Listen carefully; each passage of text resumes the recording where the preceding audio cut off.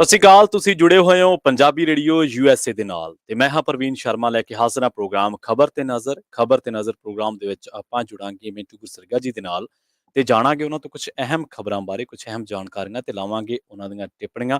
ਪਰ ਪ੍ਰੋਗਰਾਮ ਦੇ ਵਿੱਚ ਅੱਗੇ ਵਧਣ ਤੋਂ ਪਹਿਲਾਂ ਧੰਨਵਾਦ ਸਾਡੇ ਸਪਾਂਸਰਸ ਦਾ ਜਿਹੜੇ ਜ਼ਰੀਆ ਬਣਦੇ ਨੇ ਇਹਨਾਂ ਪ੍ਰੋਗਰਾਮਾਂ ਨੂੰ ਤੁਹਾਡੇ ਤੱਕ ਪਹੁੰਚਾਉਣ ਦਾ। ਖਾਲਸਾ ਇੰਸ਼ੋਰੈਂਸ ਏਜੰਸੀ ਵਾਲੇ ਪਿਛਲੇ ਕਈ ਦਹਾਕਿਆਂ ਤੋਂ ਇੰਸ਼ੋਰੈਂਸ ਦੇ ਵਿੱਚ ਵਧੀਆ ਸੇਵਾਵਾਂ ਦੇਣ ਦੇ ਲਈ ਜਾਣੇ ਜਾਂਦੇ ਨੇ। ਭਰੋਸੇਯੋਗਤਾ ਦਾ ਦੂਜਾ ਨਾਂ ਨੇ। ਕਿਸੇ ਵੀ ਤਰ੍ਹਾਂ ਦੀ ਇੰਸ਼ੋਰੈਂਸ ਲੈਣੀ ਹੈ ਤੇ ਇਹਨਾਂ ਦੇ ਨਾਲ 408 272 2500 ਤੇ ਗੱਲ ਕੀਤੀ ਜਾ ਸਕਦੀ ਹੈ। ਤਿਰਕੀਆਣਾ ਇਮੀਗ੍ਰੇਸ਼ਨ ਲਾ ਫਰਮ ਵਾਲੇ ਜੇ ਤਿਰਕੀਆਣਾ ਇਮੀਗ੍ਰੇਸ਼ਨ ਬਾਬਤ ਤੁਹਾਡਾ ਕੋਈ ਸਵਾਲ ਹੈ, ਕੋਈ ਸਲਾਹ ਕਰਨੀ ਹੈ ਤਾਂ 415 909 0503 ਇਹਨਾਂ ਦਾ ਨੰਬਰ ਹੈ। Krishan Dhanota Yuba City, Baljinder Singh Nijjar Woodland, Paramjit Kaur Rangi Vacaville, Harnek Singh Pabla Indian cuisine Renton, Gurmeet Singh Dhian Kaur Samra Modesto, Jassi Gill plumbing ਵਾਲੇ, ਧਰਮ ਸਿੰਘ ਬੇਕਰਸਫੀਲਡ ਜੀਓਨ ਲਿਵ ਵਾਲੇ ਟਰੱਕ ਵਾਸ਼ ਕਰਦੇ ਨੇ, ਆਇਲ ਚੇਂਜ ਕਰਦੇ ਨੇ, 에ਅਰ ਬ੍ਰੇਕਾਂ ਦਾ ਕੰਮ ਤਸੱਲੀ ਬਖਸ਼ ਕਰਦੇ ਨੇ। ਨਵੇਂ ਪੁਰਾਣੇ ਟਾਇਰ ਵੀ ਇੱਥੋਂ ਲੈ ਸਕਦੇ ਹੋ। ਨਿਮਾ ਸਹੋਤਾ ਦੇ ਨਾਲ ਗੱਲ ਕੀਤੀ ਜਾ ਸਕਦੀ ਹੈ। ਲੋਕੇਸ਼ਨ ਆ ਸੈਂਤਾ ਨੇਲਾ ਦੀ, ਨੰਬਰ ਆ 209 277 0113। ਵੈਸਟ ਕੋਸਟ ਟਰੱਕ ਸਕੂਲ ਵਾਲੇ ਜੀਤ ਟਵਾਲ, ਟਰੱਕਾਂ ਦੀ ਵਧੀਆ ਸਿਖਲਾਈ ਲੈਣ ਦੇ ਲਈ ਇਹਨਾਂ ਦੇ ਨਾਲ ਸੰਪਰਕ ਕੀਤਾ ਜਾ ਸਕਦਾ 559 800 0590 ਤੇ। ਤੇ ਜ਼ੈਂਡਰ ਗਰੁੱਪ ਵਾਲੇ ਕਿਸੇ ਵੀ ਤਰ੍ਹਾਂ ਦਾ ਘਰ ਖਰੀਦਣਾ ਚਾਹੁੰਦੇ ਹੋ ਜਾਂ ਘਰ ਵੇਚਣਾ ਜਾਂ ਲੈਣਾ ਚਾਹੁੰਦੇ ਹੋ ਤੁਸੀਂ ਹੋਮ ਲੋਨ, ਤਾਂ ਇਹਨਾਂ ਦੇ ਨਾਲ 855 905 2575 ਤੇ ਗੱਲ ਕਰ ਸਕਦੇ ਹੋ। ਜੁੜਦੇ ਹਾਂ ਮਿੰਟੂ ਗੁਰਸੇਗਾ ਜੀ ਦੇ ਨਾਲ, ਉਸ ਤੋਂ ਬਾਅਦ ਖਬਰਾਂ ਦੀ ਤਫਸੀਲ। ਮਿੰਟੂ ਜੀ ਸਤਿ ਸ਼੍ਰੀ ਅਕਾਲ, ਸਵਾਗਤ ਹੈ ਤੁਹਾਡਾ ਪੰਜਾਬੀ ਰੇਡੀਓ USA ਤੇ ਜੀ। ਜੀ ਸ਼ੁਕਰੀਆ, ਸਾਰਿਆਂ ਨੂੰ ਸਤਿ ਸ਼੍ਰੀ ਅਕਾਲ ਜੀ। ਸਰਕਾਰਾਂ ਤੋਂ ਸ਼ੁਰੂਆਤ ਕਰ ਲਈਏ। ਮਿੰਟੂ ਗੁਰਸੇਗਾ ਜੀ, ਮਾਨ ਸਰਕਾਰ ਨੇ ਵਿਭਾਗਾਂ ਦੀ ਵੰਡ ਕਰਤੀ ਜੀ। ਦੇਖੋ, ਮਹਿਕਮੇ ਵੰਡ ਦਿੱਤੇ ਆ, ਪੋਰਟਫੋਲੀਓ ਵੰਡ ਦਿੱਤੇ ਆ ਜੀ।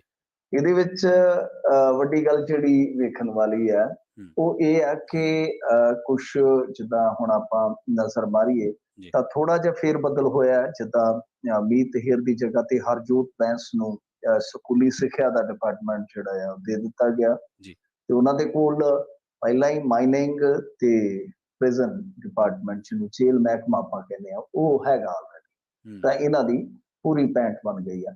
ਤਾਂ ਨਵੇਂ ਸਿਰੇ ਤੋਂ ਜੇ ਆਪਾਂ ਦੇਖੀਏ ਹਰਪਾਲ ਸਿੰਘ ਚੀਮਾ ਉਹਨਾਂ ਦੇ ਕੋਲ ਫਾਈਨੈਂਸ ਜਾਏਗਾ, ਪਲੈਨਿੰਗ ਪ੍ਰੋਗਰਾਮ ਜੋ ਇੰਪਲੀਮੈਂਟੇਸ਼ਨ ਹੁੰਦਾ, ਐਕਸਾਈਜ਼ ਐਂਡ ਟੈਕਸੇਸ਼ਨ, ਜ਼ਬਰਦਸਤ portfolio. Doctor Baljit Kaur social justice, empowerment and minorities, ਮਤਲਬ ਕਿ ਜੋ ਇਹਨਾਂ ਦੇ ਕੋਲ ਪਹਿਲਾਂ ਹੀ ਸੀਗਾ ਸਮਾਜਿਕ ਸੁਰੱਖਿਆ ਵਗੈਰਾ ਵਾ, social security, woman and child development, ਤਾਂ ਇਹਨਾਂ ਦੇ ਕੋਲ ਉਹੀ ਆ ਗਿਆ। ਹਰਭਜਨ ਸਿੰਘ ਪਬਲਿਕ ਵਰਕਸ ਜਿਹਨੂੰ ਆਪਾਂ B&R ਕਹਿ ਦਿੰਦੇ ਆ, ਨਾਲ ਪਾਵਰ AETO ਸਾਹਿਬ, ਲਾਲ ਚੰਦ ਕਟਾਰੂ ਚੱਕ food civil supplies and consumer affairs, ਮਤਲਬ ਕਿ ਜੋ ਇਹਨਾਂ ਦੇ ਕੋਲ ਹੈਗਾ ਪਹਿਲਾਂ ਹੀ ਫੋਰੈਸਟ ਵਾਈਲਡ ਲਾਈਫ ਜੋ ਹੈ। ਗੁਰਮੀਤ ਸਿੰਘ ਹੇਰ ਇਹਨਾਂ ਦੇ ਕੋਲ ਹੁਣ ਜਿਹੜੇ ਰਹਿ ਗਏ ਆ governance reforms, printing and stationery, science technology and environment, sports and youth services ਤੇ ਹਾਇਰ ਐਜੂਕੇਸ਼ਨ। ਮਤਲਬ ਇਹਨਾਂ ਕੋਲ 1 2 3 4 5 ਇਹਨਾਂ ਦੇ ਕੋਲ ਆ ਗਏ। ਇਸ ਤੋਂ ਇਲਾਵਾ ਭਾਊ ਜੀ ਕੁਲਦੀਪ ਸਿੰਘ ਧਾਲੀਵਾਲ, ਉਹਨਾਂ ਦੇ ਕੋਲ ਰੂਰਲ ਡਿਵੈਲਪਮੈਂਟ, NRI ਅਫੇਅਰਸ, ਤੁਹਾਡੇ ਵਾਲੇ ਐਗਰੀਕਲਚਰ ਐਂਡ ਫਾਰਮਰਸ ਵੈਲਫੇਅਰ, 3 ਇਹਨਾਂ ਦੇ ਕੋਲ ਆ ਗਏ। ਐਗਰੀਕਲਚਰ ਚਲੇਗਾ, ਮੇਨ ਗੱਲ ਇਹ ਐਗਰੀਕਲਚਰ ਇਹਨਾਂ ਦੇ ਕੋਲ ਰਹੇਗਾ। ਤਾਂ ਲਾਲਜੀਤ ਸਿੰਘ ਭੁੱਲਰ, ਇਹ ਵੀ ਭਾਊ ਜੀ ਨੇ ਮਾਝੇ ਤੋਂ, ਮਾਝੇ ਵਾਲਿਆਂ ਦੀ ਝੰਡੀ ਹੈ ਜੀ, ਪੂਰੀ ਝੰਡੀ ਹੈ। ਲਾਲ ਚੰਦ ਕਟਾਰੂ ਚੱਕ ਆ ਗਏ, ਹਰਭਜਨ ਸਿੰਘ ਆ ਗਏ, ਹੁਣ ਤੱਕ ਜੇ ਆਪਾਂ ਝਾਤ ਮਾਰੀਏ ਕੁਲਦੀਪ ਸਿੰਘ ਧਾਲੀਵਾਲ ਆ ਗਏ, ਤੇ ਚੌਥੇ ਹੁਣ 7ਵੀਂ ਗੱਲ ਆਪਾਂ ਕਰਨ ਡਏ ਆ। ਹਿਸਾਬ ਲਾ ਲਓ ਕਿ ਇਹਨਾਂ ਦੇ ਵਿੱਚ 4 ਤੇ ਮਾਝੇ ਤੋਂ ਆ ਗਏ ਆ ਨਾ। ਸੁਖਨਾ ਭਰਪੂਰ ਝੰਡੀ ਆ ਮਾਝੇ ਵਾਲਿਆਂ ਦੀ, ਤੇ ਜੇ ਕਿਤੇ ਕੁੰਵਰ ਵਿਜੇ ਪ੍ਰਤਾਪ ਨੂੰ ਸ਼ਾਮਲ ਕਰ ਲੈਂਦੇ ਤਾਂ ਫਿਰ ਕੀ ਬਣਦਾ।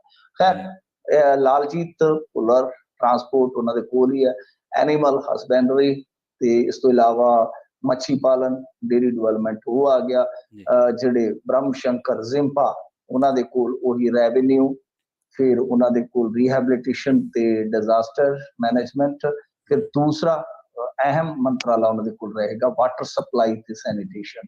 ਫਿਰ ਹਰਜੋਤ ਸਿੰਘ ਬੈਂਸ, ਉਹਨਾਂ ਦੀ ਆਪਾਂ ਗੱਲ ਕਰ ਹੀ ਲਈ ਹੈ, ਵਾਟਰ ਰਿਸੋਰਸਿਸ, ਮਾਈਨਸ, ਫਿਰ ਇਹਨਾਂ ਦੇ ਕੋਲ ਜੇਲ੍ਹ, ਤਾਂ ਸਕੂਲ ਐਜੂਕੇਸ਼ਨ। 4 ਮਹੱਤਵਪੂਰਨ ਇਹਨਾਂ ਦੇ ਕੋਲ ਆ ਗਏ। ਮੇਰੇ ਖਿਆਲ ਦੇ ਨਾਲ ਚੀਮਾ ਸਾਹਿਬ ਤੋਂ ਬਾਅਦ ਜੇ ਦੇਖੀਏ ਤਾਂ ਇਹਨਾਂ ਦੇ ਕੋਲ ਮਹਿਕਮੇ ਬਹੁਤ ਤਕੜੇ ਆ ਗਏ, ਜ਼ਿੰਮੇਵਾਰੀ ਆ ਗਈ। ਇਧਰ ਅਮਨ ਅਰੋੜਾ, ਇਹਦੇ ਬਾਰੇ ਬਹੁਤ ਚਰਚੇ ਸੀ, ਇਸ ਨਾਂ ਬਾਰੇ खूब चर्चे ਸੀ ਕਿ ਇਹਨਾਂ ਨੂੰ ਬਹੁਤ ਅਹਿਮ ਮਤਲਬ ਕਿ ਇੱਕ ਮੌਕਾ ਦਿੱਤਾ ਜਾਏਗਾ। ਅਹਿਮ ਮੌਕੇ ਤੋਂ ਭਾਵ ਕਿ ਬਹੁਤ ਮਹੱਤਵਪੂਰਨ ਮੰਤਰਾਲਾ ਦਿੱਤਾ ਜਾਏਗਾ ਤੇ ਇਹਨਾਂ ਦੇ ਕੋਲ ਆਇਆ ਇਨਫੋਰਮੇਸ਼ਨ ਐਂਡ ਪਬਲਿਕ ਰਿਲੇਸ਼ਨਸ, ਮਤਲਬ ਕਿ ਜੋ ਪੱਤਰਕਾਰਾਂ ਦੇ ਨਾਲ ਵਾਬਸਤਾ ਰਹਿੰਦੇ ਆ ਵਜ਼ੀਰ, ਉਹ ਆ ਗਿਆ ਬਸ, ਮਤਲਬ ਕਿ ਹੋਰ ਕੁਝ ਨਹੀਂ ਹੈ। ਫਿਰ ਨਾਲ ਦੂਸਰਾ ਇਹਨਾਂ ਦੇ ਕੋਲ new and renewable energy resources, यानी आ जो सूरजी ऊर्जा वाला सिस्टम होता है, ये आ गया हाउसिंग एंड अर्बन डेवलपमेंट, कुछ शहरी विकास का जो होता है हाउसिंग का, वो आ गया। कोई बहुता वड्डा नहीं, बहुता वड्डा नहीं। हुण तुसीं अगला नाम देखो, ये भी माझे तो जी, ये भी माझे तो तुसीं ये देखो, ये किहड़ा नाम है, डॉक्टर इंद्रवीर सिंह निज्जर। कमाल दी गल है कि ये जे देखिए तां मतलब कि सिखां दी जिहड़ी बहुत वड्डी संस्था है SGPC, ਹਾਂਜੀ ਤਾਂ ਜਿਹੜੀ ਉਸ ਤੋਂ ਦੂਜੇ ਨੰਬਰ ਦੀ ਸੰਸਥਾ ਗਿਣੀ ਜਾਂਦੀ ਹੈ ਉਹ ਹੈ ਚੀਫ ਖਾਲਸਾ ਦੀਵਾਨ, ਉਹਦੇ ਵੀ ਹੈਡ ਆ ਜੀ। ਵਾਹ, ਤਾਂ ਇਹਨਾਂ ਨੂੰ ਮਿਲਿਆ ਲੋਕਲ ਗਵਰਨਮੈਂਟ।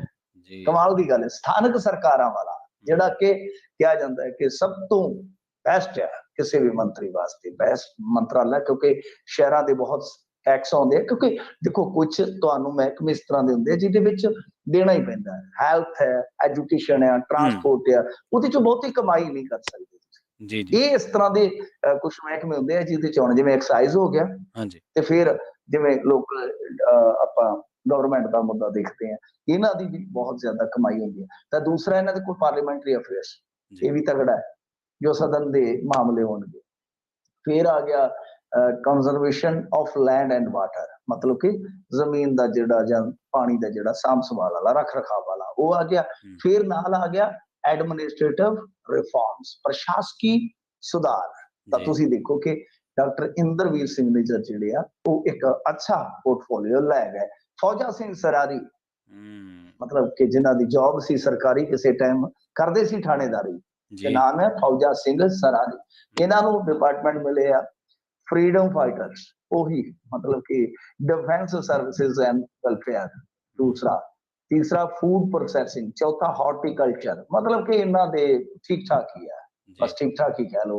तो फिर आगे चेतन सिंह जौड़ा माजरा, अच्छा डिपार्टमेंट मिल गया ना, जिवें मैं कहा चुनौती वाला, वो केड़ा health department, health and family welfare मिल गया, मैडिकल एजुकेशन एंड रिसर्च ये मिल गया, ते तीसरा इलैक्शंस का चोण का मिल गया। ते फिर लास्ट ते रह गई बीबी अनमोल गगनमान, टूरिज्म मिल गया, कल्चर अफेयर्स, कल्चर ਦੇ ਨਾਲ ਤੇ ਵੈਸੇ ਹੀ ਜੁੜੇ ਨੇ ਨਾ, ਸੱਭਿਆਚਾਰ। ਤਾਂ ਫਿਰ ਦੂਸਰਾ ਇਨਵੈਸਟਮੈਂਟ ਤੇ ਪ੍ਰਮੋਸ਼ਨ, ਤੇ ਤੀਸਰਾ ਲੇਬਰ ਦਾ, ਮਜ਼ਦੂਰਾਂ ਦਾ, ਜਿਹਨੂੰ ਆਪਾਂ ਕਿਰਤ ਡਿਪਾਰਟਮੈਂਟ ਕਹਿੰਦੇ ਆ। ਚੌਥਾ ਆ ਗਿਆ ਰਿਮੂਵਲ ਆਫ ਗ੍ਰੀਵੈਂਸਸ। ਸੋ ਇਸ ਤਰ੍ਹਾਂ ਇਹ 4 ਡਿਪਾਰਟਮੈਂਟ ਇਹਨਾਂ ਦੇ ਕੋਲ ਗਏ। ਤਾਂ ਟੋਟਲ ਜਿਹੜਾ ਇਹ ਪੋਰਟਫੋਲੀਓ ਹੈ ਸਾਰਾ ਇਸ ਤਰ੍ਹਾਂ ਵੰਡਿਆ ਗਿਆ।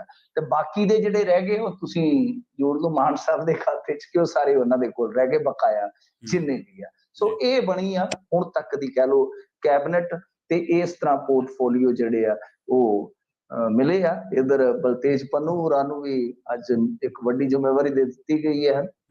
ਉਹ ਵੀ ਅੱਗੇ ਤਾਂ ਆਮ ਤੌਰ ਤੇ ਮੀਡੀਆ ਸਲਾਹਕਾਰ ਲੱਗਦੇ ਸੀਗੇ, ਅੱਜ ਉਹਨਾਂ ਨੂੰ ਮੇਰੇ ਖਿਆਲ ਦੇ ਨਾਲ ਡਾਇਰੈਕਟਰ ਲਾਇਆ ਗਿਆ ਪਬਲਿਕ ਰਿਲੇਸ਼ਨਸ ਦਾ, ਸੌਰੀ ਪ੍ਰੈਸ ਰਿਲੇਸ਼ਨਸ ਦਾ, ਮੀਡੀਆ ਰਿਲੇਸ਼ਨਸ ਦਾ। ਤਾਂ ਖੈਰ ਇਹ ਵੀ ਨਿਯੁਕਤੀ ਇਸ ਵੇਲੇ ਸੋਸ਼ਲ ਮੀਡੀਆ ਤੇ ਪੂਰੀ ਕਹ ਲਓ ਕਿ ਟ੍ਰੈਂਡਿੰਗ ਦੇ ਵਿੱਚ ਆ। ਤਾਂ ਇਹ ਪੋਰਟਫੋਲੀਓ ਹੋ ਗਿਆ। ਹੁਣ ਇਹ ਦੇਖਣਾ ਹੋਏਗਾ, ਦੇਖੋ ਇਹਦੇ ਚ ਹੁਣ ਟੀਕਾ ਟਿੱਪਣੀ ਕੀ ਕੀਤੀ ਜਾ ਸਕਦੀ ਹੈ, ਕੁਛ ਵੀ ਨਹੀਂ ਹੈ, ਕਿਉਂਕਿ ਇਹ ਸਾਰਾ ਕੁਛ ਆਪਣੇ ਪੱਧਰ ਤੇ ਵੈਸੇ ਆਪਾਂ ਕਰ ਵੀ ਚੁੱਕੇ ਹਾਂ। ਇਹ ਸਾਰਾ ਕੁਛ ਇਹਨਾਂ ਨੇ ਆਪਣੇ ਪੱਧਰ ਤੇ ਕਰਨਾ ਹੁੰਦਾ, ਇਹਨਾਂ ਦੀ ਜ਼ਿੰਮੇਵਾਰੀ ਆ। ਪਰ ਰਿਜ਼ਲਟ ਜਿਹੜੇ ਆ ਉਹ ਲੋਕਾਂ ਨੇ ਦੇਖਣੇ ਹੁੰਦੇ ਆ ਕਿ ਰਿਜ਼ਲਟ ਕੀ ਨਿਕਲਦੇ ਆ। ਤਾਂ ਹੁਣ ਦੇਖਦੇ ਆ। ਵੈਸੇ ਆਪਾਂ ਜੇ ਦੇਖੀਏ, ਇੱਕ ਇੰਟਰਸਟਿੰਗ ਚੀਜ਼ ਆ, ਮੈਂ ਇਹਦੇ ਚ ਉਹ ਜ਼ਰੂਰ ਤੁਹਾਨੂੰ ਦੱਸ ਦਿੰਦਾ ਕਿ ਜੇ ਤੁਸੀਂ ਦੇਖੋਗੇ ਤਾਂ ਹੈਲਥ ਡਾਕਟਰ ਇੰਦਰਵੀਰ ਸਿੰਘ ਨਿੱਜਰ ਨੂੰ ਨਹੀਂ ਦਿੱਤੀ ਗਈ ਜੀ, ਹੈਲਥ ਦੀ ਜ਼ਿੰਮੇਵਾਰੀ, ਜਦਕਿ ਉਹ ਖੁਦ ਡਾਕਟਰ ਨੇ, ਬਹੁਤ ਮੰਨੇ ਪ੍ਰਮੰਨੇ ਡਾਕਟਰ ਨੇ, ਪਰ ਉਹਨਾਂ ਨੂੰ ਹੈਲਥ ਡਿਪਾਰਟਮੈਂਟ ਨਹੀਂ ਦਿੱਤਾ ਗਿਆ।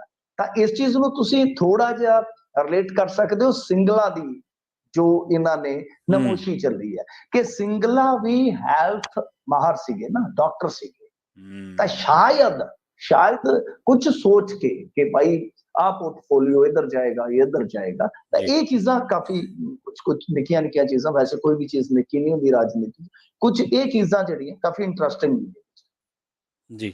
ਖੈਰ ਟੀਮ ਰੈਡੀ ਹੈ ਜੀ, ਜਦੋਂ ਪਰਫਾਰਮੈਂਸ ਤੇ ਲੋਕਾਂ ਦੀ ਅੱਖ ਜਿਹੜੀ ਆ ਉਹ ਰਹੇਗੀ। ਹਾਂ ਬਿਲਕੁਲ।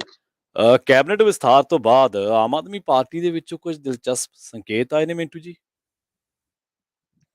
ਦੇਖੋ ਹਾਂ ਹੈਗੇ ਨੇ, ਜੀ। ਥੋੜੇ ਸੰਕੇਤ ਹੈਗੇ ਨੇ, ਜਿੱਦਾਂ ਕਹਿ ਲਈਏ ਕਿ ਇੱਕ ਅਖ਼ਬਾਰ ਨੇ ਤਾਂ ਬਕਾਇਦਾ ਦੱਸਿਆ ਹੈ ਕੀ ਕੁਛ ਹੋ ਰਿਹਾ ਹੈ। ਹੂੰ, ਵੇਖੋ ਹਮੇਸ਼ਾ ਹੁੰਦਾ ਹੈ, ਆਪਾਂ ਦੇਖਦੇ ਹੀ ਆ ਨਾ ਕਿ ਸਕੂਲ ਕਾਲਜ ਦੀ ਟੀਮ ਦੇ ਵਿੱਚ ਵੀ ਨਾ ਚੁਣੇ ਜਾਣ ਖਿਡਾਰੀ ਤੇ ਨਾਰਾਜ਼ ਹੋ ਜਾਂਦੇ ਨੇ। ਜੀ। ਇਹ ਹੋ ਗਿਆ ਜੀ, ਉਹ ਹੋ ਗਿਆ, ਫਲਾਣੇ ਨਾਲੋਂ ਮੈਂ ਤਗੜਾ ਸੀਗਾ ਜੀ, ਚਮਕਾਣੇ ਨਾਲੋਂ ਮੈਂ ਅੱਛਾ ਸੀਗਾ। ਇਹ ਹੂੰ, ਹੁੰਦਾ ਹੀ ਹੈ, ਇਹ ਹੂੰ, ਹੁੰਦਾ ਹੈ।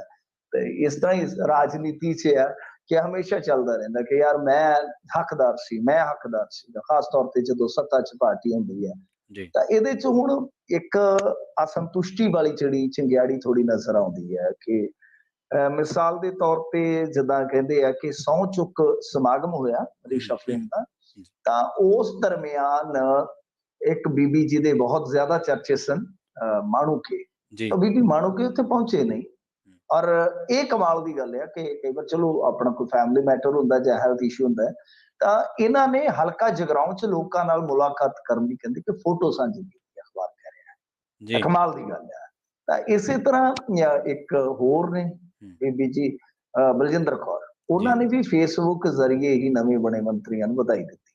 ਹੂੰ, ਤੇ ਇਸ ਤੋਂ ਇਲਾਵਾ ਕੁਝ ਹੋਰ ਨੇ ਜਿੱਦਾਂ ਪ੍ਰਿੰਸੀਪਲ ਬੁੱਧਰਾਮ, ਇਹਨਾਂ ਨੂੰ ਬਹੁਤ ਵੱਡਾ ਇੱਕ ਤਰ੍ਹਾਂ ਨਾਲ ਦਾਅਵੇਦਾਰ ਮੰਨਿਆ ਜਾਂਦਾ ਸੀਗਾ ਕਿ ਹੂੰ, ਸ਼ਾਇਦ ਐਜੂਕੇਸ਼ਨਲ ਸਿਸਟਮ ਦੀ ਵਾਗਡੋਰ ਜਿਹੜੀ ਹੈ ਉਹ ਪ੍ਰਿੰਸੀਪਲ ਬੁੱਧਰਾਮ ਜੀ ਕੋਲ ਜਾਏਗੀ। ਬਹੁਤ ਪੜ੍ਹੇ ਲਿਖੇ ਨੇ, ਇਦਾਂ ਕਹਿ ਲਓ ਕਿ ਜਿੱਦਾਂ ਆਪਾਂ ਦੇਖਦੇ ਨਾ ਕਿ ਸਿੱਖਿਆ ਸ਼ਾਸਤਰੀਆਂ ਦੀ ਕਰੀਮ, ਤਾਂ ਜੀ। ਉਹਨਾਂ ਦੇ ਵਿੱਚੋਂ ਇੱਕ। ਤਾਂ ਇਹਨਾਂ ਨੂੰ ਕੈਬਨਿਟ 'ਚ ਹੀ ਨਹੀਂ ਲਿਆ ਗਿਆ। ਇਸ ਤਰ੍ਹਾਂ ਪੰਡੋਰੀ ਸਾਹਿਬ, ਬਿਲਾਸਪੁਰ, ਮਤਲਬ ਕਿ ਇਹਨਾਂ ਨੇ ਵੀ ਕਹਿੰਦੇ ਆ ਕਿ ਜੋ ਇੱਕ ਰਸਮ ਪੂਰਤੀ ਕੀਤੀ ਜਾਂਦੀ ਹੈ, ਉਪਚਾਰਕਤਾ, ਉਹ ਵੀ ਪੂਰੀ ਨਹੀਂ ਕੀਤੀ।